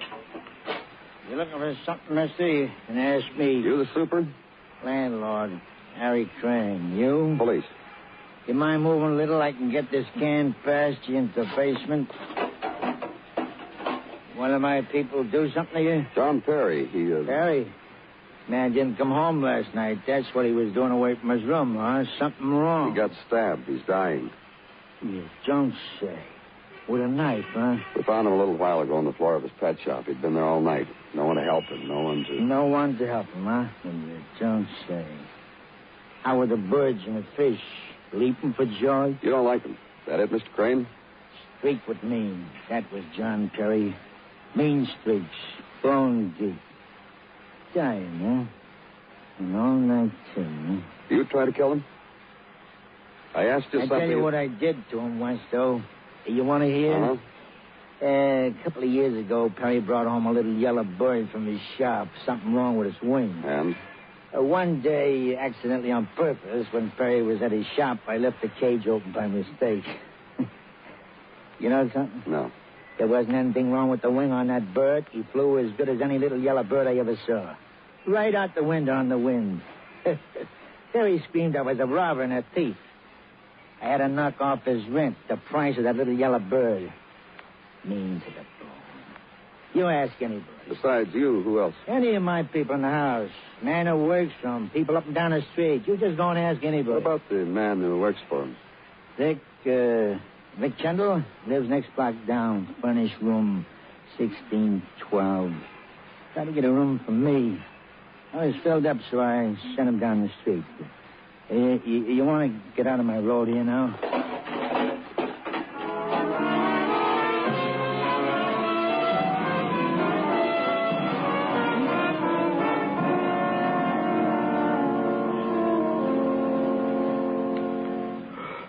I'm sleepy, miss. You busting in here like... Try waking up, Vic. Oh, 6:30 in the morning. Oh, I still was trying to make some dream. Turn on the hot plate, huh?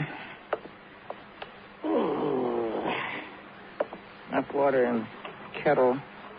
Yeah. A hot plate up all the way. What's the matter? Can't you see? Well, who's up here? Make a real effort, Vic. There's some trouble. All right, I sit down. Fill the water boil. Go ahead. What trouble? Where do you work, Vic? A guy named John Perry, a pet shop over on 3rd. What's the matter? Where were you last night? 3rd Avenue, 4th, around... Doing what? I was trying to meet somebody. Trying to? Who? Oh, come on. I don't know who. Anyhow... Anyhow what? I didn't meet anybody. If I had a car, one of these days... No, so I stopped at a used magazine place. I bought a magazine. Yeah, here, see this one right here by my pillow. Fell asleep reading, huh? Yeah. I'm only reading in this magazine. There's advertisements. Who reads them? Never send away for anything. How do you get along with Mr. Perry, Vic? All right, I guess. I know what to do in a pet shop, waiting on customers, feeding the fish, things like that I know about. Experienced, huh? Yeah. Mr. Perry hired me away from the village pet shop. More dough, I've been with animals for quite a while. Then you got along okay with Mr. Perry. I never liked him. That's what you mean. The guy who ran a pet shop so it could... Well, you know, he liked things behind cages. He was stabbed last night. No, not me. Look, guys like me are in demand. I don't like Mr. Perry. I just walk out and get another job. I don't stab him. How long did you work for him? A week or so. I broke in by a girl for a day, and she left. And... What girl? I walked her home after the day she broke me in. Her name's Norma. She lives over a drugstore right down the street from the pet shop. Wasn't nothing there. Hey, coffee time. You want some? No, thanks. Don't go far away, Vic. I might want to talk to you some more. Down a flight of stairs and outside again, and into a city side street, the spill and wash of a February day. And edging into it now, the crowd fragments. The fury-pale man who slams the door of a house, walks quick, almost runs from it, and a little way up the street, pauses a moment, considers a thought, then goes on, and slower his walk now. And on the corner, a woman who kisses a child, pats him on his way, then reshapes the lipstick where a child's mouth had smeared, and then slowly drifts into the pattern of day. And somewhere above, a window opened, and a philosopher and an observer of life assumes her post. Leans to the sill, adjusts a shawl, and day is officially begun.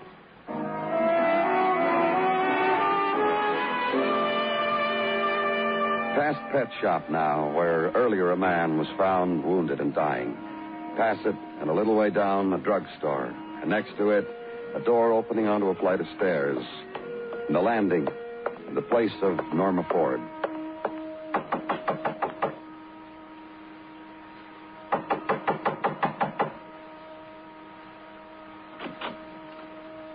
You got here just in time. Just about made up my mind to go out. Girl in printed silk wrapper, brown hair soft against the almost transparent pallor of her thin face. A girl who could have been 17, who was frail in a child's way. and bare-legged in worn and wrinkled silk held close. You want what? I'm from the police. Let's talk about inside, Miss Ford. Sure, inside. Where else? Sure.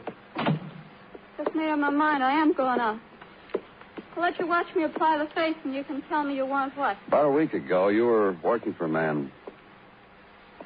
Why, I made up my mind to go out this morning. Put on a pretty, pretty face. Because a week ago I was working, and now I'm not. They say a girl has... For John Perry? He sent you to me? Because I did what? Last night he was knifed. He's dying. You think that's scary? Uh-huh. I think that's scary. If he dies, the charge will be murder. Gives me a little maturity, don't you think? Not scary. Did you hear me? I said if he dies... Don't lift a finger for him. Don't let anybody else lift a finger. Do nothing. Let him die. Because he fired you? Because the way he petted things. Because the way he stood and looked at them in the cages. For hours and hours and hours. Till once I screamed right out and told him off good, real good.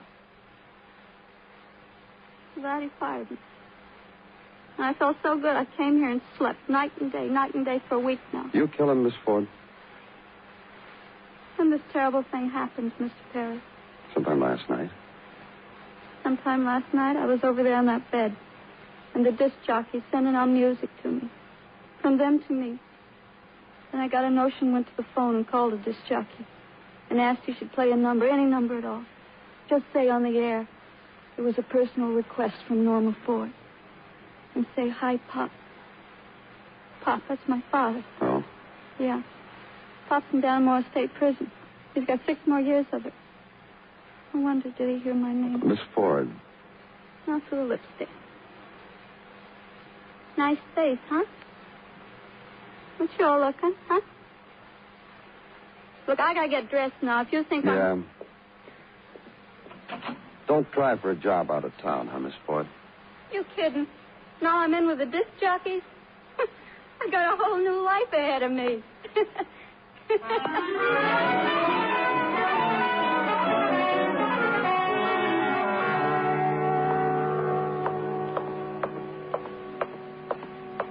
Danny, hurry up. I don't know how much I time... came over here as fast as I could, Dr. Sinsky. How is he? Well, Mr. Perry's been trying to talk. Huh? We had him in an oxygen tent. He seemed to get stronger, and... well, you'll see. Yeah. Mr. Perry. I'm a policeman, Mr. Perry. What happened? Cage. Yes, sir. Yes.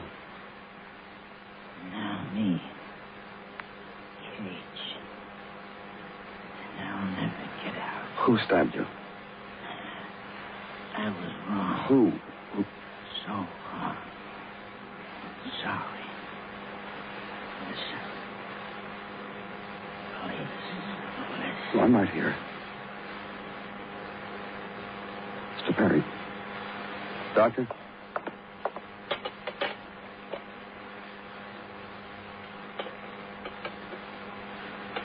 Wrong and sorry.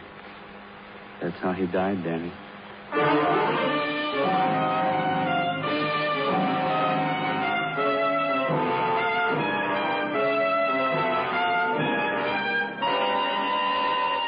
You are listening to Broadway Is My Beat, written by Morton Fine and David Friedkin, and starring Larry Thor as Detective Danny Clover.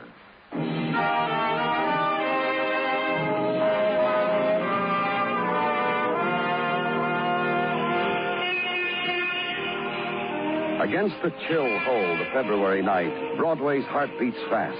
The quick winds of winter twilight have scurried the streets, scattered the night promises, and ride now the winter seas.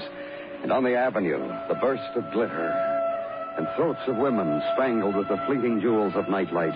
Their perfumed walk is promise. The hawker's shadow is promise. And the muted trumpet and the frenzied drum on the trailing edge of twilight winds. And a doorway with the neon lock. So dig deep for the buck, kid. Buy the February night. It's the buy of the year. And at headquarters, also early hours of night. And in the halls, the sound of the day shift men going home. The silences left in their wake. Separate silences will gather together as night swells. Time to clear desk. Time to... Danny? Come on in, Gino. You are my last stop, Danny. Huh? My last stop before repairing to the Tartaglia abode, where doting progeny awaits me. A hot eggnog on the mantelpiece, my mucklugs by my chair, and Mrs. T to soothe from my brow the cares of the day with long, gentle fingers. And that's Mrs. T. I look forward to her. Sounds cozy. Say rather, a way of life. All right. Which could also be your lot if you but... My eldest, Danny, Christina of the art classes. This spring, she will be budding into a blossom of You have something for me before you go home, Gino? I'll tell Teeny you were asking about her. Goes without saying I got something for you since I saved you for the last. Gino. From Detective Muggervin, a rundown on the background and habits of the late murder victim, John Perry. A man alone and disliked in the world as far as can be made out from routine checks. And a man whose world came tumbling down around his ears a week ago. What are you talking about? From routine perusal of records has come to our attention this item. A week ago, the pet shop of Mr. John Perry was the victim of malicious vandalism. His store broken into, fish tanks spilled onto the floor, setting goldfish underfoot, bird cages opened, and birds released to fly wheresoever their bird brains led them. Said vandalism perpetrated by a youth named Mickey King, who gave himself up, confessed. Go on. Mickey King, juvenile, only son of Mrs. Martha King of 1843 West 18. Mickey now serving time in juvenile hall until room is found for him on a disciplinary farm. What time is it, Gino? 9:15, Danny. Too late for juvenile hall. On your way out, order a squad car, huh, Gino? That's your life. And you could so easily... Good night, Danny.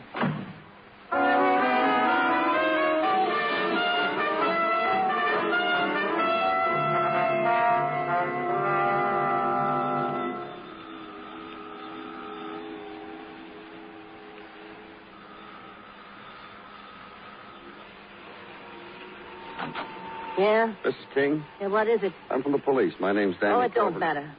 What do you want now? It's about your son. What do you want now? May I come in? Come in. Thanks. Look, it's late and I'm getting ready for bed. Now tell me, what do you want? Well, I just want to talk to you about your son, that's all. He's been talked about enough. He's been measured and weighed and tapped and put away. And at the present moment, the lights have been turned out where he's sleeping in a room with 20 others and outside a guard. Where he is. Is where he belongs? I didn't say that. He broke up a man's shop. Why did he do it? I ask myself that. I wonder about it. The days now, so many silences in them. Times to sit and let questions start and catch yourself shaking your head like an old woman. Because there are the questions and you miss the answers. Why did Mickey do what he did? That's what I came to ask you about. And today, this other thing. That man's dying. Mr. Perry. And Mickey in jail. And I thought... Maybe... Maybe what? Well, maybe Mickey didn't do it. Maybe whoever disliked that man enough to wreck his shop wasn't satisfied. So he come back and stabbed Mr. Perry. Your son confessed to it, gave himself up. Yeah. Look, my son, Mickey... Yeah? Well, he wasn't a bad boy. Not mannered, not gentle. He come home with little things that I knew he stole. Once even a car. And he would fight.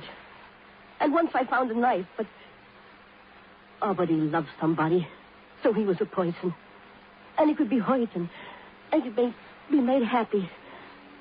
And, well, he was my son. Loved somebody? You mean you? I suppose he loved me, yeah, but a girl, a young girl. They were going to be married. Too young, but it'd be a happiness for a while. I didn't mind. What girl? The girl who worked at that shop, Norma. Norma Ford. Mister, will you see Mickey? Tomorrow morning. Yeah. Tell him. Oh, I don't know. Just tell him you saw me and that I'm all right. And she touched my arm. And the other word she searched for somehow, not there. She turned from me. And I left. Home now, sleep now, long interval of nothing that separates 2 days. So work again. Call headquarters and say you'll be at Juvenile Hall. And go there. And Mickey King is summoned from one detail or another, is brought to you. Where you wait in a clean white room furnished with athletic trophies and steel grating over the windows. What do you want?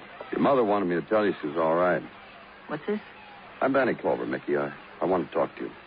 For what? Have you heard about what's happened to Mr. Perry? Got snicked by a parakeet? What? He was killed. He was murdered, Mickey. I'm not even 18. I'm too young for you to talk to me like that. I'm too young. Who killed him? Let me tell you about these jails, Mr. Clover.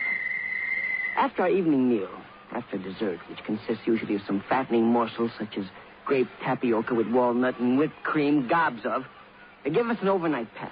I know you didn't do it, Mickey. I want your help to Rely on me.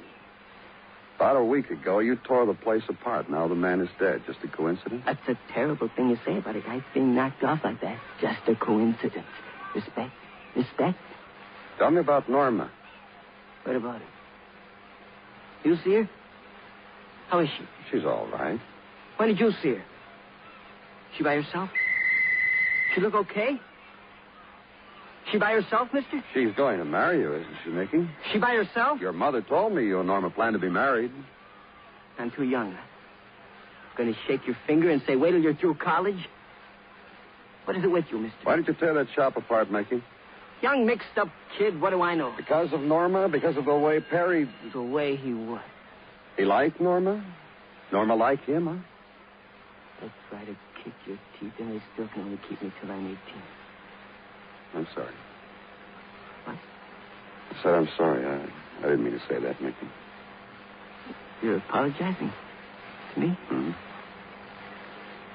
The way he treated Norma. And firing her. That's why I tore the shop apart. Go home. Why'd you give yourself up? All right, you listen, I'm going to tell you. I'm a kid, 17 years old. I'm supposed to be getting married, okay? Go on. Then I do a kid thing. Bust up a guy's shop. After that, I figure I'm going to get married.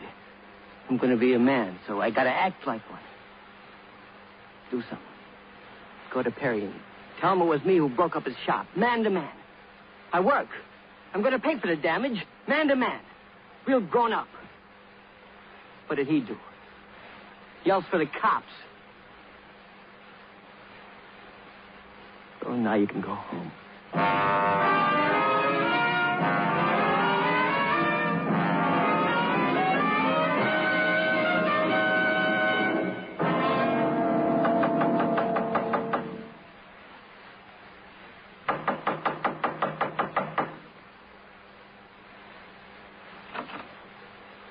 Hi. Hello, Norma. This is Detective Muggerman. Hello. Hi. Well, I said hi. Mind if we come in? Yeah, I mind. I talked to Mickey a little while ago. Oh? Mind if we come in? You found a way. Come on. Leave the door open. When were you planning to get married, Norma? Girl's close to secret. I haven't figured it yet. But soon. But soon. How's your father? Got a card from him today. Dear daughter, how's my little girl? Thanks for cigarettes. And say that mystery book you sent last time was a honey. Take care of yourself, darling. Your old dad. Miss Sweetie. He'll be 62 when he comes out. Now the boy you're going to marry is in jail. He's being retained to get rehabilitated.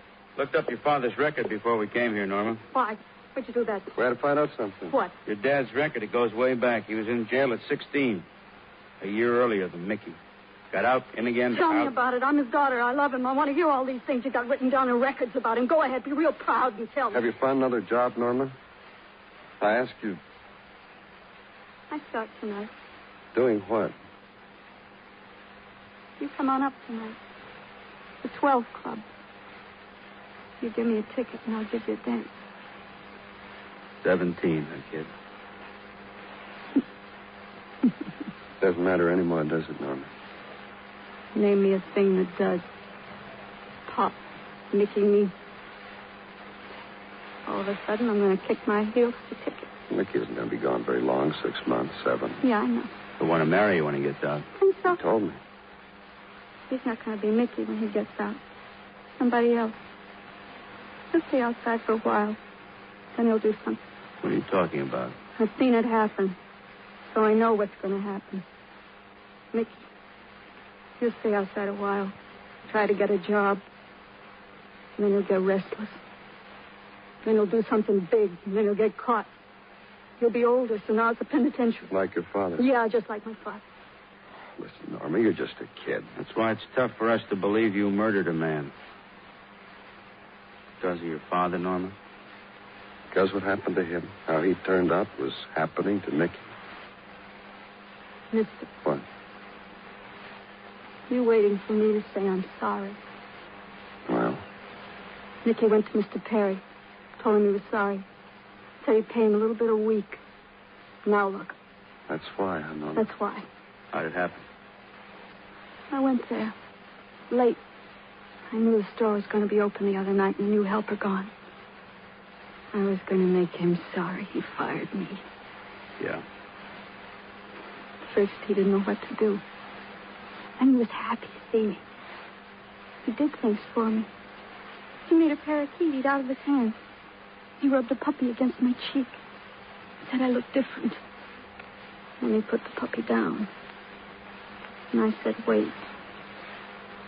And I opened my pocketbook and I took out a knife. He just stared at it, that's all. Even when I stabbed him.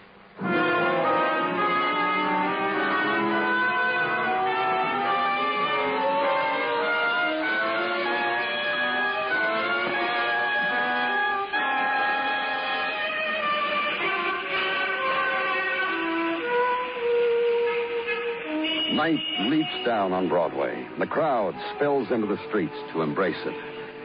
Laughter swarms out of the shadowed places, and for a time, no despair. Just small shocks and sweet promises. Have a drink on me. For a time. Just for a time. It's Broadway.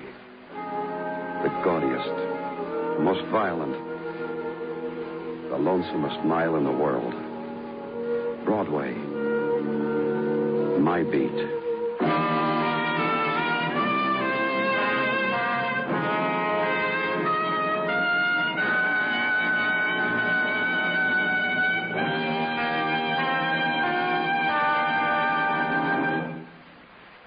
Broadway's My Beat stars Larry Thor as Detective Danny Clover, with Charles Calvert as Tartaglia and Jack Crucian as Muggavan.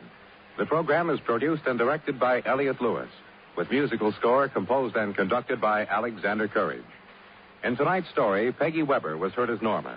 Featured in the cast were Leo Cleary, Lamont Johnson, Martha Wentworth, and George Peroni. Bill Anders speaking.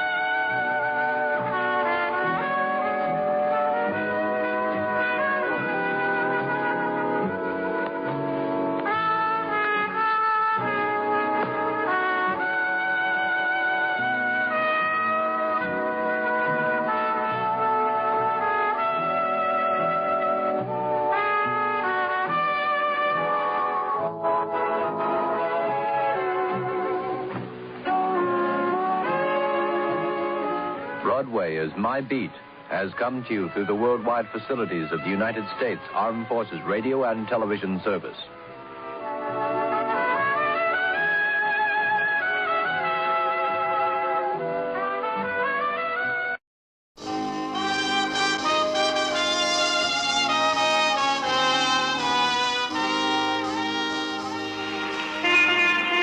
Broadway's My Beat, from Times Square to Columbus Circle, the gaudiest, the most violent, the lonesomest mile in the world. Broadway's My Beat, with Larry Thor as Detective Danny Clover.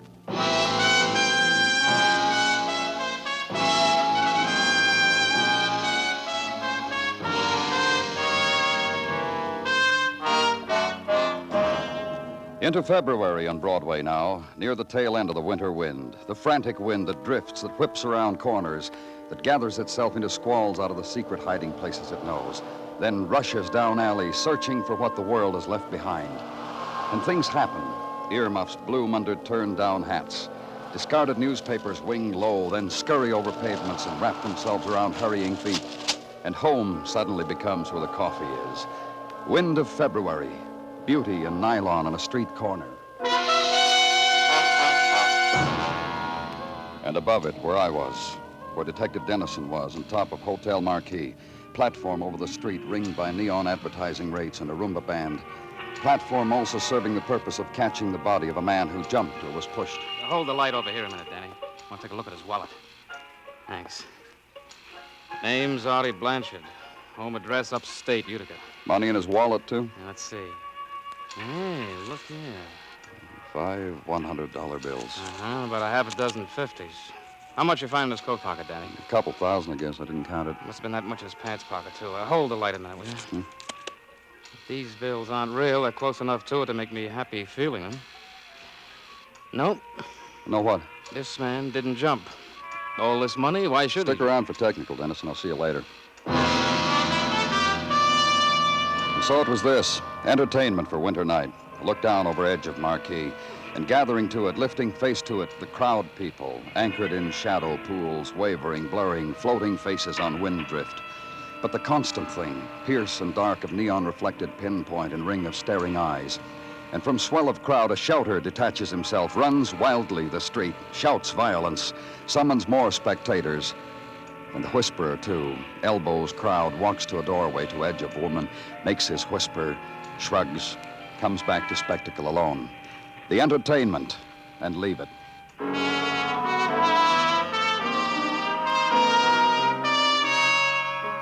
Back into hotel now, and to hotel manager who offers his services freely.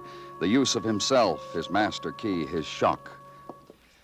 I can't get used to it. Happens on and off in this hotel. Last time, 6 years ago, a young girl. I took a whole month off. I just can't get used to it. Blanchard's room on this corridor? Yes. He seemed a very usual kind of man, Mr. Blanchard, not especially out of the ordinary. For this kind of a hotel, I mean. This was his room, Mr. Hochstetter? Yes. Will you open it, please? Yes, I'll open it. I'll get it open for you. Yes, very usual kind of man. And his friend, too, the man who shared this room with... Oh, how unusual. How very... And all that money. All that money just tossed around like across the bed on the dresser. And here, a clump of it on the... Just leave it alone now, Mr. Hochstetter. Huh? Oh, yes. I didn't mean to... But you must confess it's startling to walk into a room, a man is dead out there, and there's all those bills just thrown about as if they were confetti. 20s, 10s, 100s, 50s. Oh, you were saying, Mr. Hochstetter. What sort of madness could have hit him? Or maybe it was a kind of joy just before... I meant you were saying someone shared this room with him. Yes. Mr. Joe Tobin. They registered here, let me think, a week ago, from Utica. I believe it was Utica. I can check. Don't bother yourself. From Utica. Me and Artie. Oh, Mr. Tobin. I'm afraid we have rather saddening news for you. Don't bother. I know about Artie. Lobby dames are all excited with his name. What happened to him? One of your bellhops spread the word. You police? Uh-huh. I'm Joe Tobin. This was my bed, that one was Artie's. It's been like that for a lot of years now. Like what, Mr. Tobin? Hey, bank night in a hotel room, huh? How do you figure, officer? Somebody shove Artie through the window, then toss dough around like it was corn for your pigeons? I asked you something, Mr. Tobin. All that dough. The killers, Artie. Oh, you mean about me and Artie? How we were? Uh-huh. Pals, friends, buddies, everything 50-50. Born and raised in Utica. Everything, but everything, half mine, half his. Finally kicked together 10 grand, come to this large town to buy a filling station. Artie had a brain. He said, filling station, Joe, in a year, double our investment. That's how we were. Everything 50-50. Except... Except what, Mr. Tobin? Except up to the point where it got squeezed out of him in a hotel marquee. That's where I cut out. I don't die. I go back to Utica and live. You scared of something? What happened to Artie can happen to you? How do I know what happened to Artie? Maybe it could, but it won't. Utica's nice. Man can live there nice with $5,000 in the kick, real nice. Another question. Where were you tonight? Where have you been? Very large town, lots of places to do. I did a bushel of them. Then I got tired, come back here, got the word about Artie. I'm still tired. If you fellas mind, I lie down on my own bed, huh? And the dough on it, you can do One thing, Mr. Tobin. Yeah, I know. No Utica till I hear from you, huh? Oh. You know why? What? It ain't the same without Artie. Not one little bit.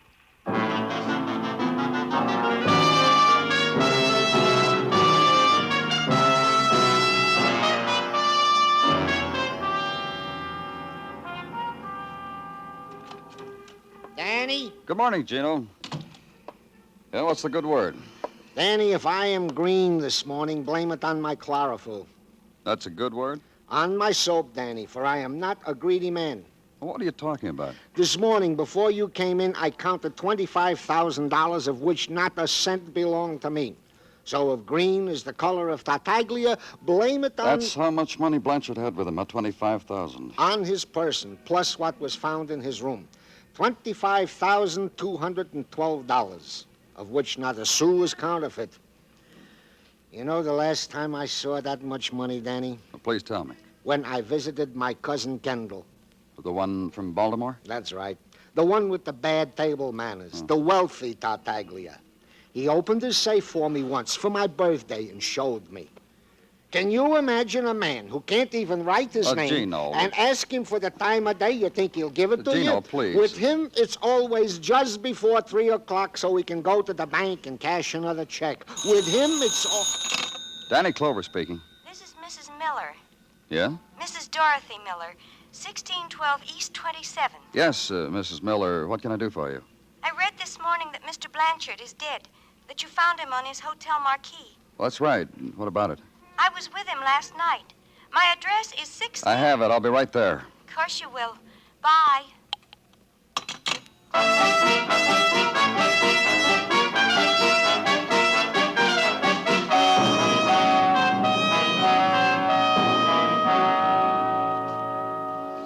It's of course apparent to you that I'm a widow. Mrs. Miller... You've but to look around you at this house. Its femininity, its graciousness. The fact that there is nothing, no trace of a man in it. You notice? Not for many months now. On the phone, you said you were with Mr. Blanchard last night. I'm coming to that. Do you mind? All right, go on. My husband, Les his name was, Les Miller, he died a year ago. And he left me this place and a filling station, and his dying words were, "Marry again, Dorothy. You must not remember things. Marry again." The filling station, Mrs. Miller, the one you were going to sell to Artie Blanchard? How could you have possibly known? Well, just tell me about Mr. Blanchard, and about last night. But I'm coming to that. Let's make it now, Mrs. Miller. If you insist. I've tried to get rid of that thing for months now. Not that it didn't bring in a nice income and all for a while. Make it possible for me to do things. Gay things I hadn't done when Les was around. Things Les would have died before his time if he'd known. But it became a yoke around my neck, and it began to lose money. After all, a woman is hardly cut out to compete on this level in a man's world. And you know... You offered it for sale, and Blanchard came to you to buy, and you went out with him last night. Of course. We set our deal, made arrangements to sign the papers today. He said something of a partner, and then he suggested we celebrate the occasion. Just Artie and I. He was... Oh, what's the use of thinking about it? He's dead now. He was what, Mrs. Miller? You know, gay and flippant, little jokes, on team, sort of, and whispered into the ear. And I was having a very lovely time until... Until what? Until we went to a place I know on Broadway. A dance place with a jukebox and drinks in shadowy curtained little booths and Chinese food. And Tommy came up to us. Tommy? Tommy Jordan. Sweet. He's a boy I met when I was doing Broadway one night. And Tommy remembered me. Tell me about Tommy. Sweet. And I remembered him, too. You know where he lives? On the second floor on West 43rd, corner of 9th Avenue. He once invited me to a party there, but of course I didn't go. And Tommy came up to you and Mr. Blanchard last night. And I introduced him to Artie, and Artie invited him to a drink. He was nice. And then something about a crap game passed between them. And suddenly I was alone, all over again.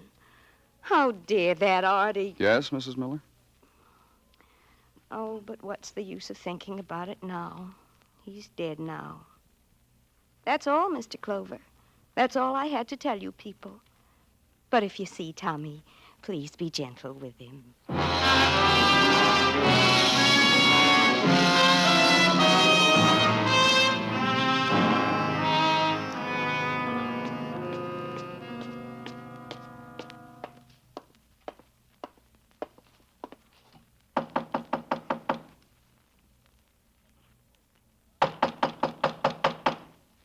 Who is it? Tommy?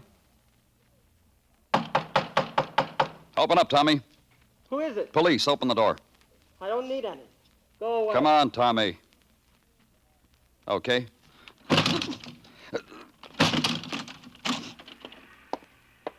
So you're a strong man. So what did it get you? Get down from that window, son. One more step closer and I'm going to jump. Why? Get out of here, that's all. You jump, you'll wind up with a pair of broken legs, that's all. One story up, not so high. You want me to meet you down in the alley or what? Which is it gonna be?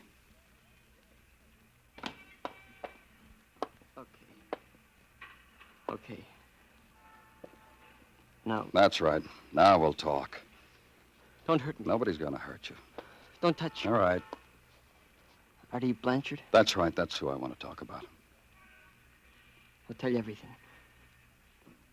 I started it. I'm just a punk, and I started it. I talked to a man, and he's dead. A punk, me. Started it. Just a punk. And he's dead.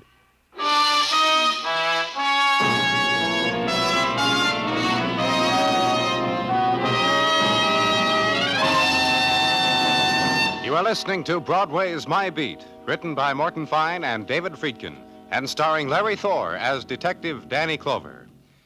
When choosing a career, most people want to be sure that they'll have a job when they're through studying. That's why the nursing profession is such an ideal one for young women who are high school graduates and in good health. After only 3 years of study, graduate nurses can find plenty of job opportunities in many interesting fields. For information on your chances in the nursing profession, inquire at your nearest hospital or nursing school.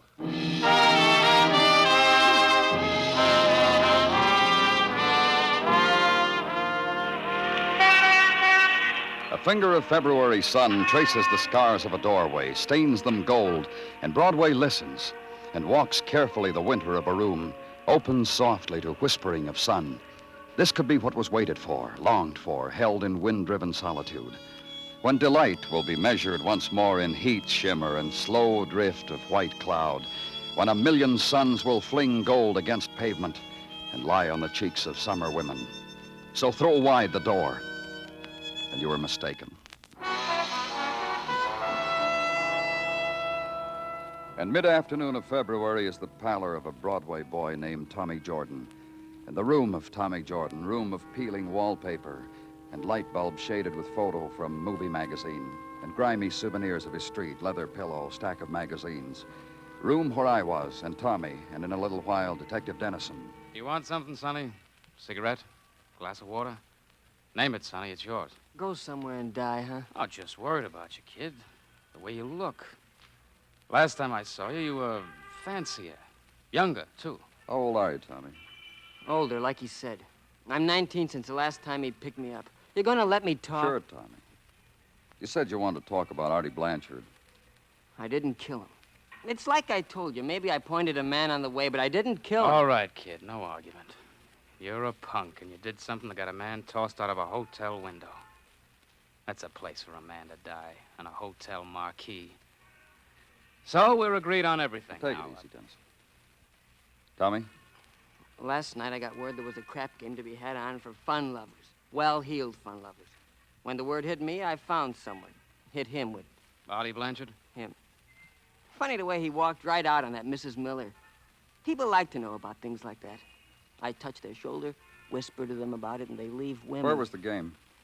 You know, I've been so nervous and excited since I read Artie was dead. Everything else just ran out of my brain. I clean forgot where the game was last night. Maybe this you'll remember. Who else was in the game? All I know is Artie. He gave me 50 for the tip. Look, Tommy, not forgetting you're 19 and all, and you're pale and nervous and just a punk kid with dirt in your ears. Answer it, Tommy. Oh, look, what difference is a phone call now?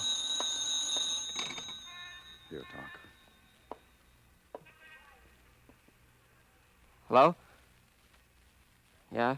Yeah, this is Tommy. Listen. Give that receiver. Give it to me. You want to say something, Tommy? Uh-huh. That's a good kid. Bob Murray kid. Tonight's game, 6 o'clock. Empty store on 10th Avenue. Moreland's novelty spelled right across the window. You got that? Uh-huh. Whisper the word in a couple of ears. Oh, hey, another thing. No more hotsy-totsies like that Blanchard. The gamesters are sad from this type. Happy dreams, kid. Get your coat, Tommy. You're going out. So book him. Tommy Jordan, boy from Broadway, purveyor of odds and ends, tout to those with frayed imaginations. Conductor of tours round the clock with refreshments on the hour. Tommy Jordan, middleman for the moody. Book him and leave him. Back to the office, desk, pencil work. Work, segment of life devoted to the principle of the carbon paper and the triplicate, and to the coffee and cardboard container, and the ham on rye, sips and bites between erasures, which also consumes time, which erases the day, which causes the night. Other chores. Squad car with 5 policemen ride through City Street, downtown to 10th Avenue, to empty store, once where novelties were sold. Park, place the men, 2 in front, 2 in back. Walk over to the front entrance with Detective Dennison. Yeah? Bob Murray? Yeah. Tommy said there was a game. Tommy Jordan. Hurry up in. Uh-oh. Just leave the door open, mister. The 2 boys in blue belong to us. They're getting cold. Yeah. Come on in, fellas. Now, let's all of us go in. Such a good game we're having. Why do you guys have to louse up In the back. Yeah. Come on, I'll show you. You guys, I swear, Fellas. A raid, boys. That's nice. It's real nice. Open the back door for them, officer. Take them downtown. I'm sorry, fellas. You stay here, Murray. Snap it up, boys. Snap it up. Wait for me, Dennis, and I'll give you Murray in a few minutes. Just a little game. Yeah, maybe a couple thousand on that table. So, we're in that income tax bracket. So? So tell me about last night's game. What game? No different. About a man named Ari Blanchard. He win. He's dead. Yeah? So I don't read the paper, so? You kill him? I'm a hard loser, mister, but not that hard. How much do you lose? 12 G's, more or less. How much did Blanchard win altogether? I don't know. Cleaned everybody. Artie had a hot fist all night. Who was playing? Just a small game. Yeah, I know, but who? Well, let me see. Teddy Webster. The Lucas brothers, me, and Artie. That's all. You know where I can get in touch with these people? You're asking for my cooperation, huh? I asked you something. Wait, sure. I'll tell you where. I'm glad for the opportunity to help.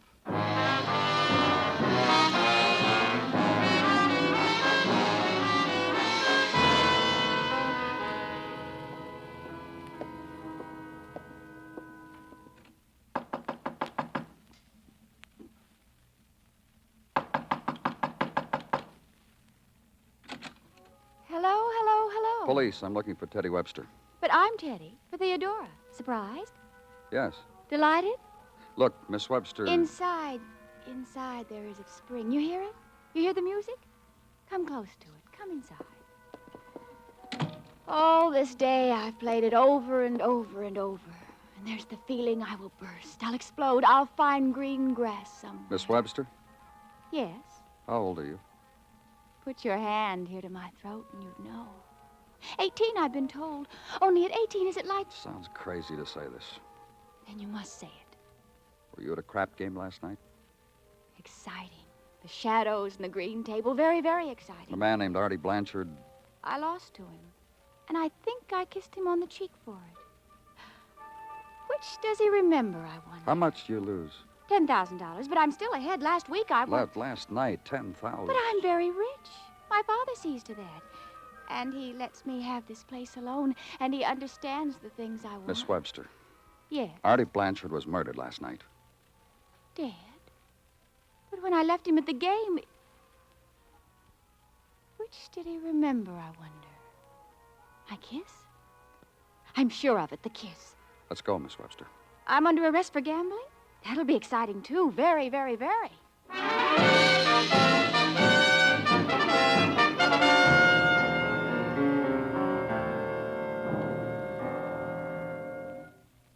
All I'm asking you to do is be quiet, that's all. Okay, let's try it softly, Mr. Lucas. How much did you lose at the dice game last night? How much But please, you want to wake my brother? In about 2 minutes, yeah. Give him the 2 minutes, huh? He's tired. He was figuring a system for Vegas. It tired him out. Very fine mathematical brain, but it tires How him. about last night? He get real tired? Not very, no. He hardly got to hold the dice. That Blanchard was, very hot. My brother Ray must have dropped maybe 14 G's. He stood there trying to figure out by mathematics how to stop this guy Blanchard. How much did you lose, Mr. Lucas? Compared to Ray, I practically won. I lost 4 G's. Let's go wake Ray, huh? Oh, we have to? We have to. Ray, wake up. That's the boy. We're arrested, Ray.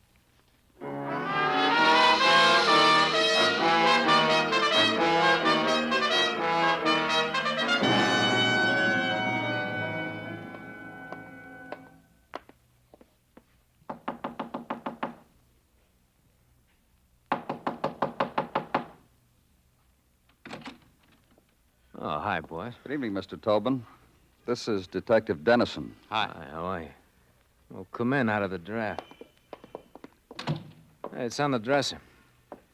Well, I'm not going to tell anybody, boys. Pour yourself a drink. No, thanks. Well, what can I do for you? A few questions. Then what I can do for you is a few answers. Huh? Then I can go home to Utica. Anxious to get back, huh? As soon as you give the word. What are you going to do when you get back? Get warm, my way. Tell us about it. You got an eat about how it is in Utica? Matter of fact, yeah. Tell us, huh? You kidding? Look, Tobin, all this time we've been trying to be real subtle. What we really want to know is what you're going to do with all that money. My 5G.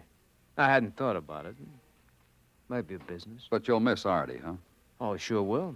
Lots and lots. Nobody to go 50-50 with anymore. Nope. What are you going to do with the other 20,000? Get him. You got me with a question.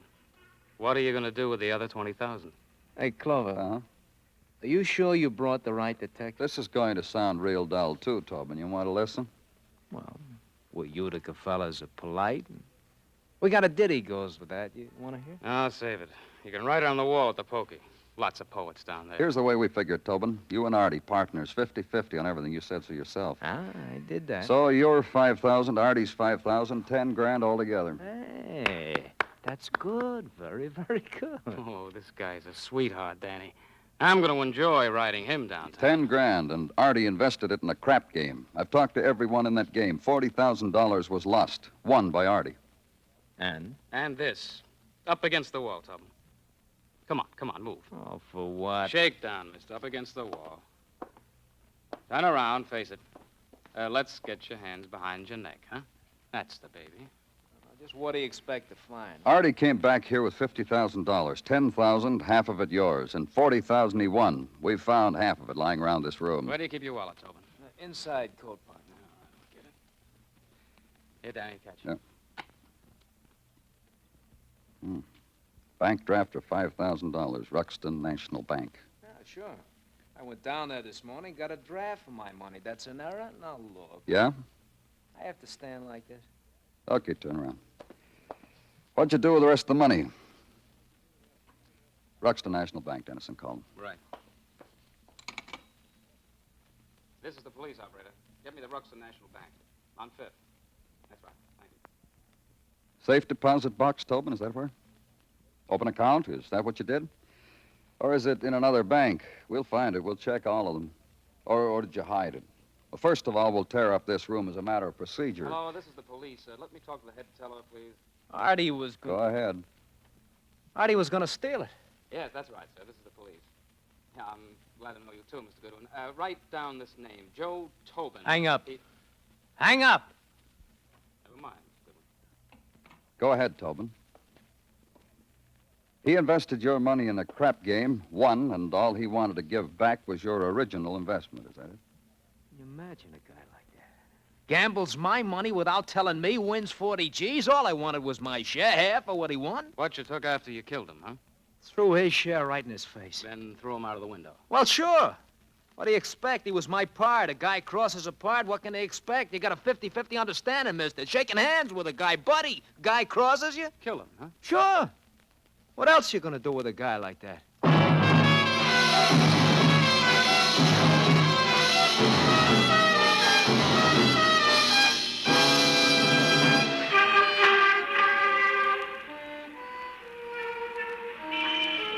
Broadway's given up now. The night is dying, and it's becoming another day. And for an hour, the Fury lies sleeping. Then an engine will start, and a horn will blow, and people will run out from under the earth and beckon over their shoulders and start the Fury all over again. It's Broadway, the gaudiest, the most violent, the lonesomest mile in the world. Broadway, my beat.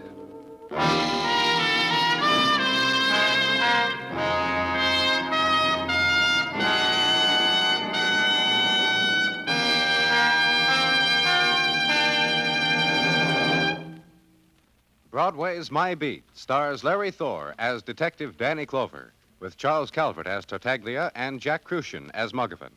The program is produced and directed by Elliott Lewis, with musical score composed and conducted by Alexander Courage. In tonight's story, Anthony Barrett was heard as Joe Tobin. Featured in the cast were Barbara Eiler, Louise Lewis, James McCallion, Bob Sweeney, Benny Rubin, and George Peroni. Bill Anders speaking.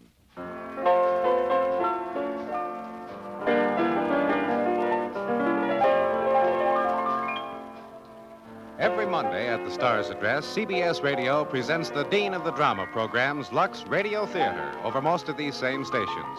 This Monday night is no exception. For Screenland personalities and another full adaptation of an outstanding motion picture, be sure to be listening. Monday nights, it's Lux Radio Theater on CBS Radio. Stay tuned now for the Vaughn Monroe Show, which follows immediately over most of these same stations.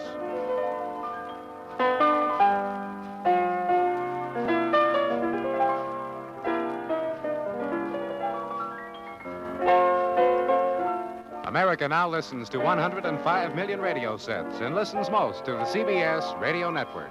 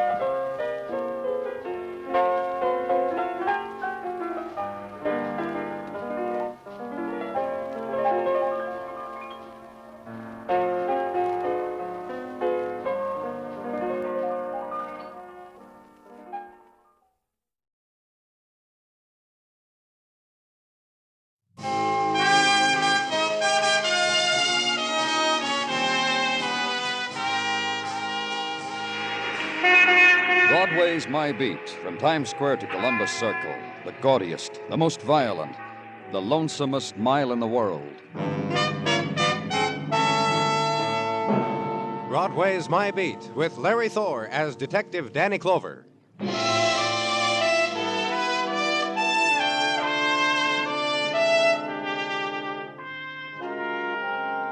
The February winds spin, dance, race in the morning avenue, and Broadway lurches in their wake, and hands are frozen to early editions of newspaper, and winter lies against cheek and mouth.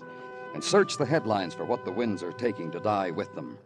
And search memory, too, for January images sworn to remembrance, ice on masts of freighter bound for the tropics.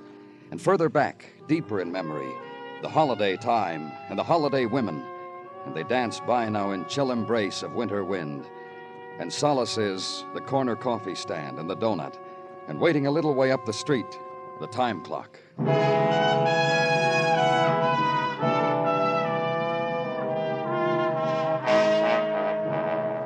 And Downtown, the new morning is emergency ward of police hospital, and a wall clock that jerks its hands into the 8 o'clock time, and a man, Dr. Sinsky.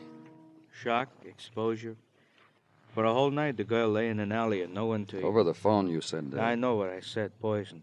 There were symptoms. The lab confirmed my diagnosis just minutes ago. Pretty. Yes. Now that Daddy's asleep, her prettiness has returned. Here, Danny. Here's the history on her. Identified from things in her pocketbook as Peggy Warner, age 28. Where was she found? A moment, Danny. Alley emptying into 19th Street, back of Tate's Bar and Grill on 3rd Avenue. Mm-hmm. A woman came running to Patrolman Carnes on the beat, yelled a drunk girl was sleeping in the alley, and then... Poison, shock, exposure. What are her chances, Doctor? What do you want me to say, Danny? I gave her sleep for a little while. To give her back her life? What do you want me to say, Danny? And outside now. The morning is a wind wall, so adjust yourself to it. One hand in overcoat pocket, one hand on hat, lower the head. Short walk to squad car, and the drive downtown. Crowd going to work time. Rush beneath long triangles of gray and splinters of sunshine. Uncadenced quick step of pedestrian, and blare of the car-borne taking turns according to the green light and the red. Left on 3rd Avenue and cruise for an address. Tate's Bar. Find it. Park. And Tate's Bar is 5 booths, 4 empty, 10 bar stools, half of them occupied. And the bartender flashes his 9 o'clock in the morning smile at you, takes it back at the flash of the badge, assures you his name is Tate, and assures you... My time is yours. Just a few questions about last night, Mr. Tate. Last night was different. There was a girl lying in the alley out back. Her name was Peggy Warner. Is Miss Warner in the habit of... Look around you for a minute. So? You just bear with me. Peggy Warner, Mr. Tate. You just bear with me. We'll come to Peggy. This place of mine, this bar, a convenience. I cater to those who demand their booze. Me, personally, I wouldn't be caught even with my nose to a cork for the aroma. What's this got to do with I'm it? going to tell you why I fired her. Go on. So there are those who booze it from early morning on. I cater to this necessity.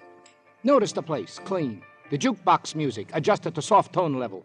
The customer's voice is low. This I demand. Talk becomes above library level. Into the gutter they must go. Now we will consider Peggy. Thank you. So you'll understand. I said thank you. 8 months ago, I got a whim. Hire a barmaid. I approve of women waiting on men. Dames I don't allow in here to drink, but to wait on in uniform and all, I have a whim where this is nice for the self-respect of those who like the bottle. I hired Peggy. 8 months ago. About that. Then I caught her drinking with a customer. 2 days after she started to work here, I bounced her. What about last night? She came back looking for a job. She looked like she just swum her way to the top of a beer crock. Out the back way she did go, on my arm. No job from me to her. I see. What else can you tell me about her? 8 months ago, when I fired her first... Yeah, maybe you'd like to know about that. About what? The customer who she drank with. She merely walked around to his end of the bar, went out with him, hand in hand. And? Well, the guy's name was... I'll get it for you. His address, too. I got it around here someplace.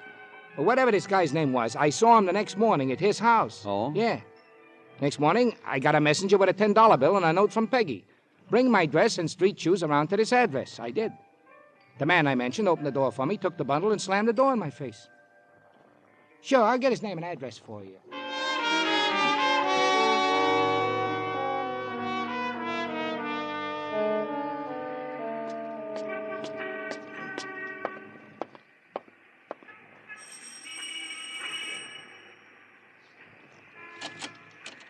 Yes?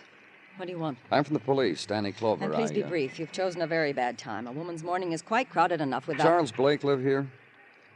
Charles Blake, I was given this address. Charles is my husband. Well, do I have to stand out here and discuss it, whatever you... No, Mrs. Blake. Well, then let's go inside. I'm chilled to the bone. Here in the hall will do. Just let me warm myself at the register a moment. Ooh. Now, what's this about Charles? I want to talk to him. Where is he? In his office, maybe? Out with one of his clients, maybe? What do police have to do with Charles? A girl was found in an alley early this morning. There you go again. I've read how you people do things. Make it sound big. Toy with it. Act smart and fresh and knowing... You'll let me finish, Mrs. Blake? What alley? What girl? Some girl Charles is supposed to know? Something you found in an alley and right away... What girl? Peggy Warner, girl your husband... Oh, Peggy. That one? Oh, Funny, Mrs. Blake? I just like a girl like that. Where else but in an alley? Strikes me funny I was so right about her. Do you mind? What else did you feel about her, Mrs. Blake? That she had a fresh mouth and she was sloppy and lazy and had to be yelled at to make her do things. She was our maid, you know. I didn't know. Oh, yes. Charles brought her home one evening and said to me, standing right there, he said to me, Martha, I've brought you that maid you've always wanted. And Tom, my son, Tom said, you've always wanted one, Mother. Let's try it for a while. And I thought about it and I said, all right, Charles, all right, son, if you both think we need one. And was she drunk when you people found her? She was poisoned. She's dying. And I tried it. For 2 weeks, I really tried it, honestly, but I just couldn't bear her anymore. Sloppy and just fresh-mouthed, and we paid her off and dismissed her and... Oh, excuse me. Hello? Yes, Tom. Where are you? Oh, no. No, I don't think so. I'd rather you didn't. Not here. You tell your father... Not now, Tom. You and your father are not to... Now, you listen to me. Your son, Mrs. Blake? Just a minute, Tom. Yes, it's my son. Do you mind waiting He's with his father? Why, yes. He's with Charles, and I don't see any need for them to traipse all the way up here from downtown just... You're right, Mrs. Blake. As long as they're downtown, just tell them to drop in at headquarters right away. Ask for me. Now, go on, tell him, Mrs. Blake. Tom? Yes, there's someone with me, a Mr. Clover from the police. He wants you and your father to go to police headquarters right away. Well, I don't know, son. I don't know. I'll tell him. Son? Tom? He hung up. They'll be there? Yes. Mr. Clover? Yes? That girl. It's all she was, what I told you. It's all she deserves.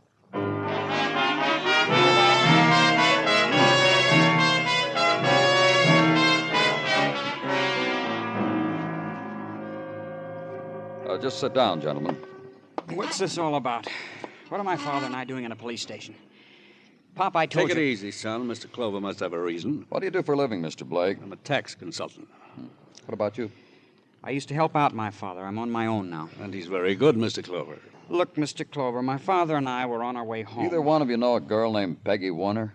Come now, Mr. Clover. Surely you asked my wife the same question, and surely she told you that Peggy once worked for us. Tell me about her. Of course. She worked for us, maid. She was unsatisfactory as a worker. She was fired. Who fired her? I don't remember. Who fired her, Tom? What is all this? A maid waved a dust mop around our house. She was found in an alley, poisoned. Suicide? Well, for one thing, she's not dead yet. For another... I still don't get this at all. We haven't seen Peggy since last summer sometime. July, around then. That go for you, too, Mr. Blake? Of course.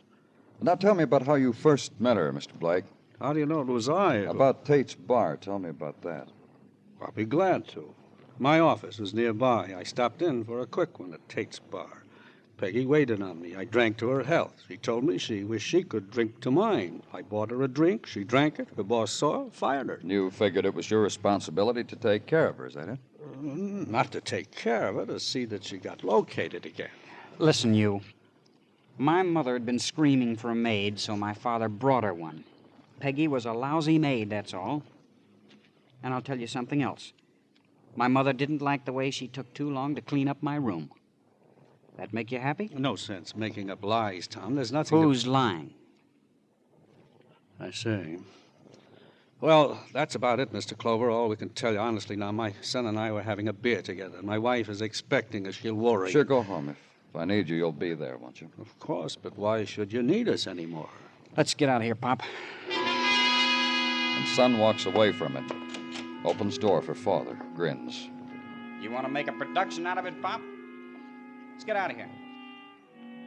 Come on, Pop. The man said... Pop, you listening? And for a little while longer, the father sits in silence, then rises, walks past the boy, into corridor, without waiting, without a word to him. And boy winks at me and closes door.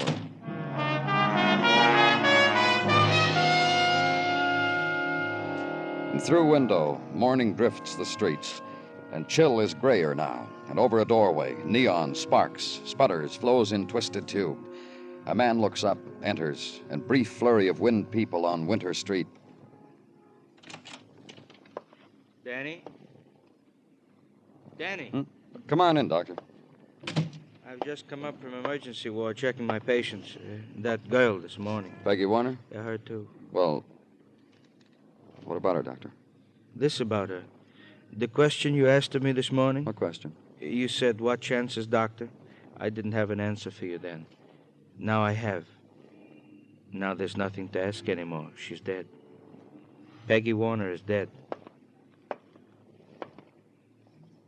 When you look through your window, what do you see, Danny? Tell me about it.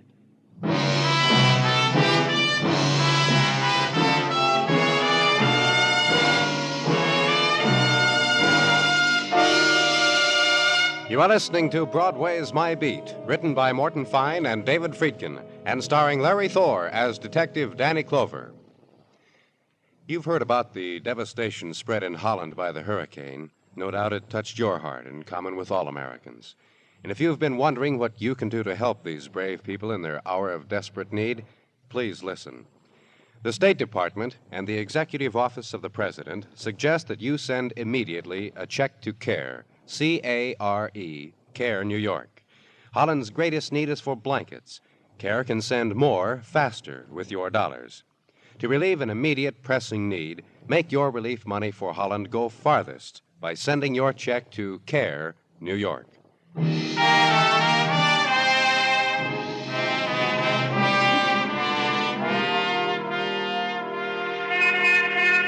When it begins, when the February part of winter comes around, there's a kind of joy on Broadway. The time is starting to end. Peek under the calendar page and know that spring will come again, and the smile you make makes a little warm inside. But there'll be the winter things to remember. The evenings just as nighttime drifted in, when lights danced their patterns just for you, and later when you made the stars do things just for her. And Winter Park, snow in black tumbled hair, and Hudson dawn, fingers against cool curve of cheek and laughter. It's starting to end, but there's still time. Run after it. Hurry.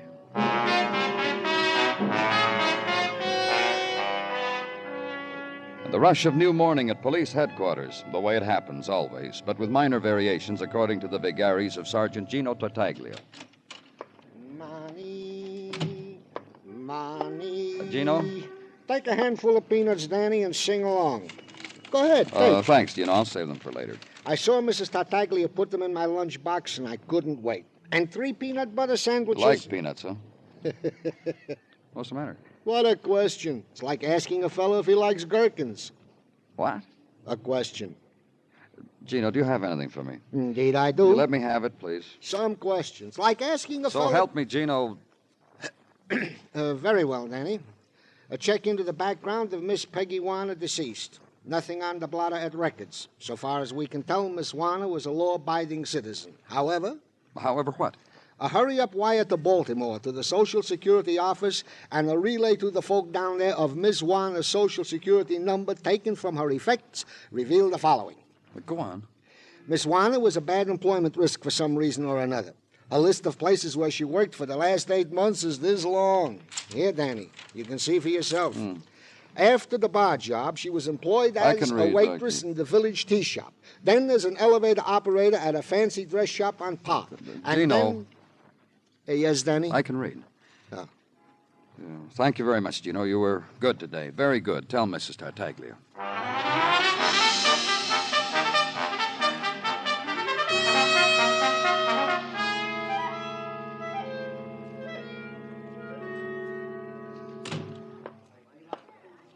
There'll be a very small wait for a table, sir, so if you'll just give me your name. Danny Clover. Danny Clover, with 1 L, of course.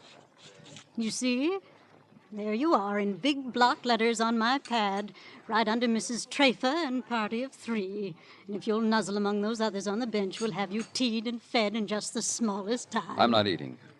And then we'll put you with someone who is. And if you're fortunate, you'll get a fat one who's dieting, and you can have her blue plate dessert with your tea. I'm from the police. You're police? It's about Peggy Warner, a girl who used to work here. That one. Mm-hmm. But she died today.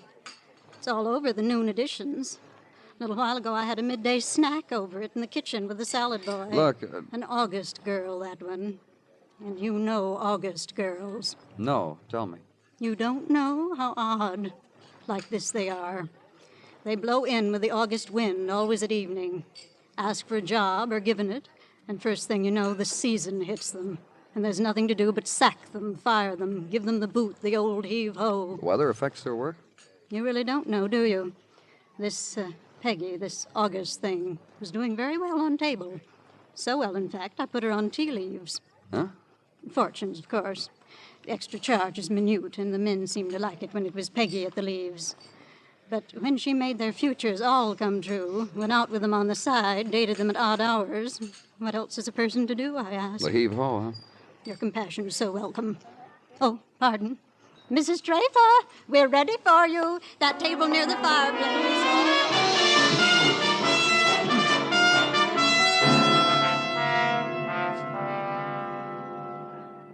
Peggy Warner, is that the name? That's right. She worked here in this dress shop, didn't she?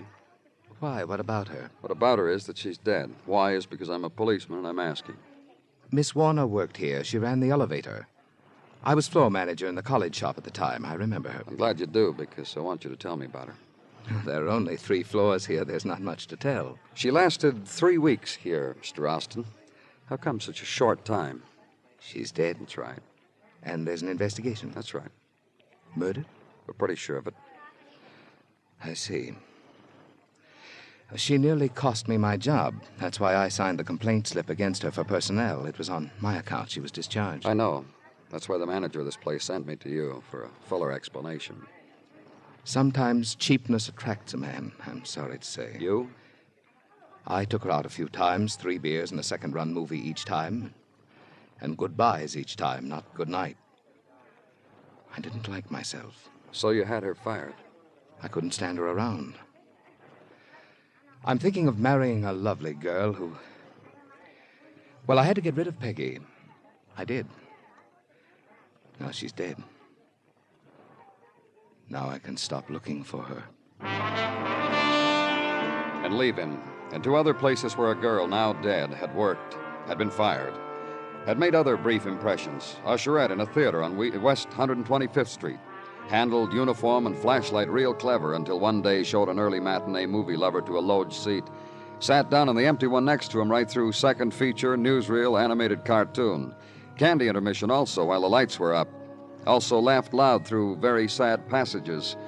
Fired. Turned in flashlight and uniform. And a 5 and dime on East 26th Street. Lawn changed several men customers till one day she did it to lady store detective.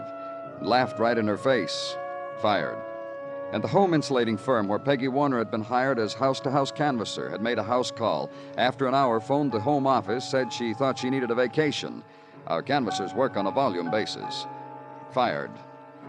The life work, the employment rundown on Peggy Warner. And forget the rest of the list. Go back to headquarters. And a man in your office waiting for you. You been hustling, Danny? Gino said you've been waiting. He said Detective Muggavan had something for me. You got something, Muggavan? I've been making a routine rundown on Charles Blake. Figure maybe I could save you some legwork. Oh, tell me. Charles Blake, you remember, the big-hearted fellow meets a girl, buys her a drink, gives her a job in his own home, a maid for the wife and kid. I remember. What about him? Well, Charles has been separated from his wife 6 months now. A stunner, huh? Go on. He hasn't lived in his home. Kindly folk, neighbors, clients, very glad to cooperate with you boys of the police department, that type. They told me. Told me other things. And you'll tell me, huh?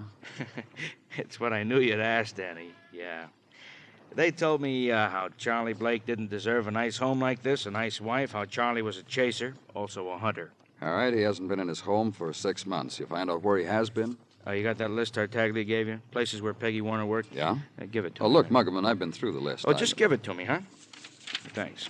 Now, come over here to the wall map, Danny, a map of the city. I'm encircling some spots on it while I waited. Here. Oh, what about it? Places where Charles Blake has opened a tax consultant office in the last 6 months. Sometimes with living quarters, sometimes a rented room right in the neighborhood. A wanderer, huh, Danny? Yeah. Now check these against the addresses of places where Peggy Warner worked. Here, West 125th Street. Charlie's office here. This one, Mrs. Teamy's tea shop. Charlie here. Bank Street in the village. Charlie's office on Bank. This one. Get a squad car, huh, Muggavan? That's why I waited, Danny, so you'd tell me to do that.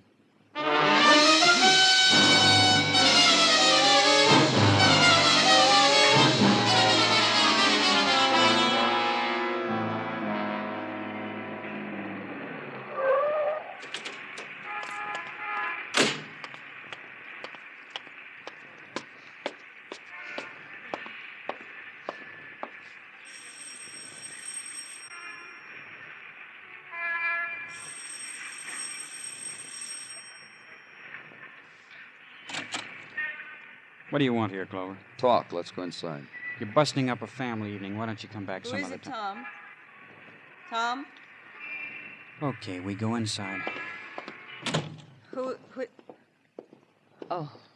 Hello, Mr. Clover. Good evening. Something you want, Mr. Clover? Where's your husband? Pop? What do you want with Pop? Where is he? Mother. Get him. He's upstairs. Still about that girl, Mr. Clover? That's right. I don't understand what gives you the right to come here, into our home, order people to do things that Mrs. Blake, you're an intelligent woman. This has got murder in it. It's not a matter of ordering people. It's a matter of getting things done. Right now, all that has to be done is to talk to you and your husband and your son. And then what? We'll know who killed Peggy Warner. I'll tell you something, Mr. Clover. I'm beginning to get the impression that you're a ridiculous man. What do you want, Clover? I'm sure your son just told you. It's still about Peggy. Oh, he's hinting, Charles. Hinting around that you, me, Tom, one of us had something to do with that girl's death. How does it feel to be back home, Mr. Blake? Tell him. It feels... I'll tell you how it feels. Look, Pop. Leave your father alone. I just want him to watch out what he's saying, that's all. I'm glad I'm home, Clover, that's all. And I'm glad he's home. What about you, Tom? You kidding? He's my father. Is it just a coincidence that your father came home after the paper screamed a girl named Peggy Warner was found dying in an alley? You've been nosing around, haven't you? Which one of you poisoned her? All right, then we'll go on. You brought Peggy into your house, Mr. Blake. Then she was discharged. Then you kept following. Set up your place of business close by her. Wherever she went, you... All right. Listen. What? It happens, that's all. So it happened to my father. But you threw him out of the house when it happened, didn't you, Mrs. Blake? He's back now. It's over. The girl is dead. My husband suffered. I suffered, and my son. We'll be a stronger family for it. Did you kill her, Mrs. Blake? Tom? Mr. Blake? What makes you so sure one of us killed her? You, because you couldn't get her out of your blood. She wrecked your family. She was wrecking your life. Tom?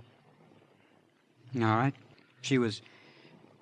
You know what kind of a girl she was. I knew. I knew the second day she was in. Shut up! Oh, sure, Pop. Go get angry. That's an emotion, too. You can have it. Sure, I had a motive for killing Peggy. What she was doing to you. Your motive, too, Mrs. Blake. Yes. Tom. Yeah? Whose idea was it for your father to come home? What difference does it make? It's important that... You killed her, Tom. Listen, Pop. What'd you have to kill her for? All right, she was what you said she was. But you don't know. You don't know. Let me tell you something, father of mine. I know plenty. I know when a man makes a fool out of himself. I've seen fools, but you're the one... Oh! My two men. Father, son. Charles. I'm sorry I hit you, son. It's okay. Charles, I'm trying to tell you something. I'm sorry about everything, Martha. I know. I'm sorry, too. Now, pay attention to me, both of you. I killed that girl. Martha. I followed you and found out where she lived. Then I went there night before last, and I brought a bottle with me. Heart-to-heart talk with whiskey. And it was poisoned whiskey. I killed her. Then I told Tom it was all right to bring you home. Why don't you slap him again, Charles? Hit your son, or me, for what you've done to us. We'd better go, Mrs. Blake. One more minute, Mr. Clover. I deserve that. I'm a woman who's kept a family together. Charles. What? I spoke with her first. She laughed at you. Live with that, Charles.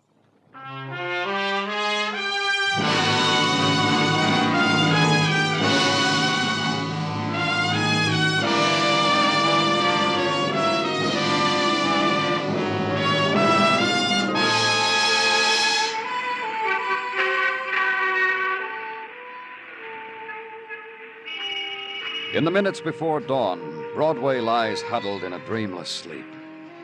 It's the time of no stars and the silent wind. But walk the streets, take the slow walk, and listen. It's there. It's always there. The sound of weeping. And you know that nighttime will never leave. It's Broadway, the gaudiest, the most violent, the lonesomest mile in the world. Broadway, my beat.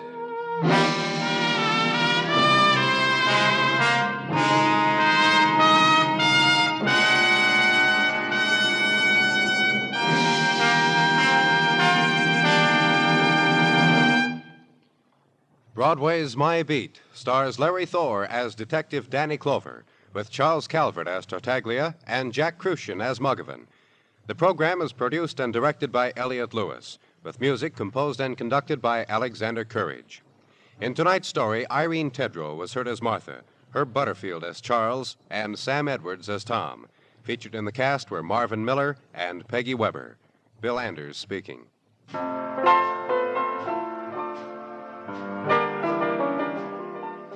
A tiny island paradise off the African coast, covered with colored tropical fruit and vegetation, inhabited by brilliantly plumed tropical birds, becomes a scene of fear and violence in tonight's episode of Tarzan, Lord of the Jungle.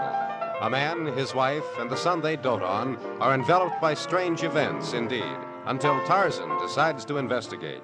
Don't miss Tarzan on most of these same CBS radio stations. Stay tuned now for the Vaughn Monroe Show, which follows immediately over most of these same stations.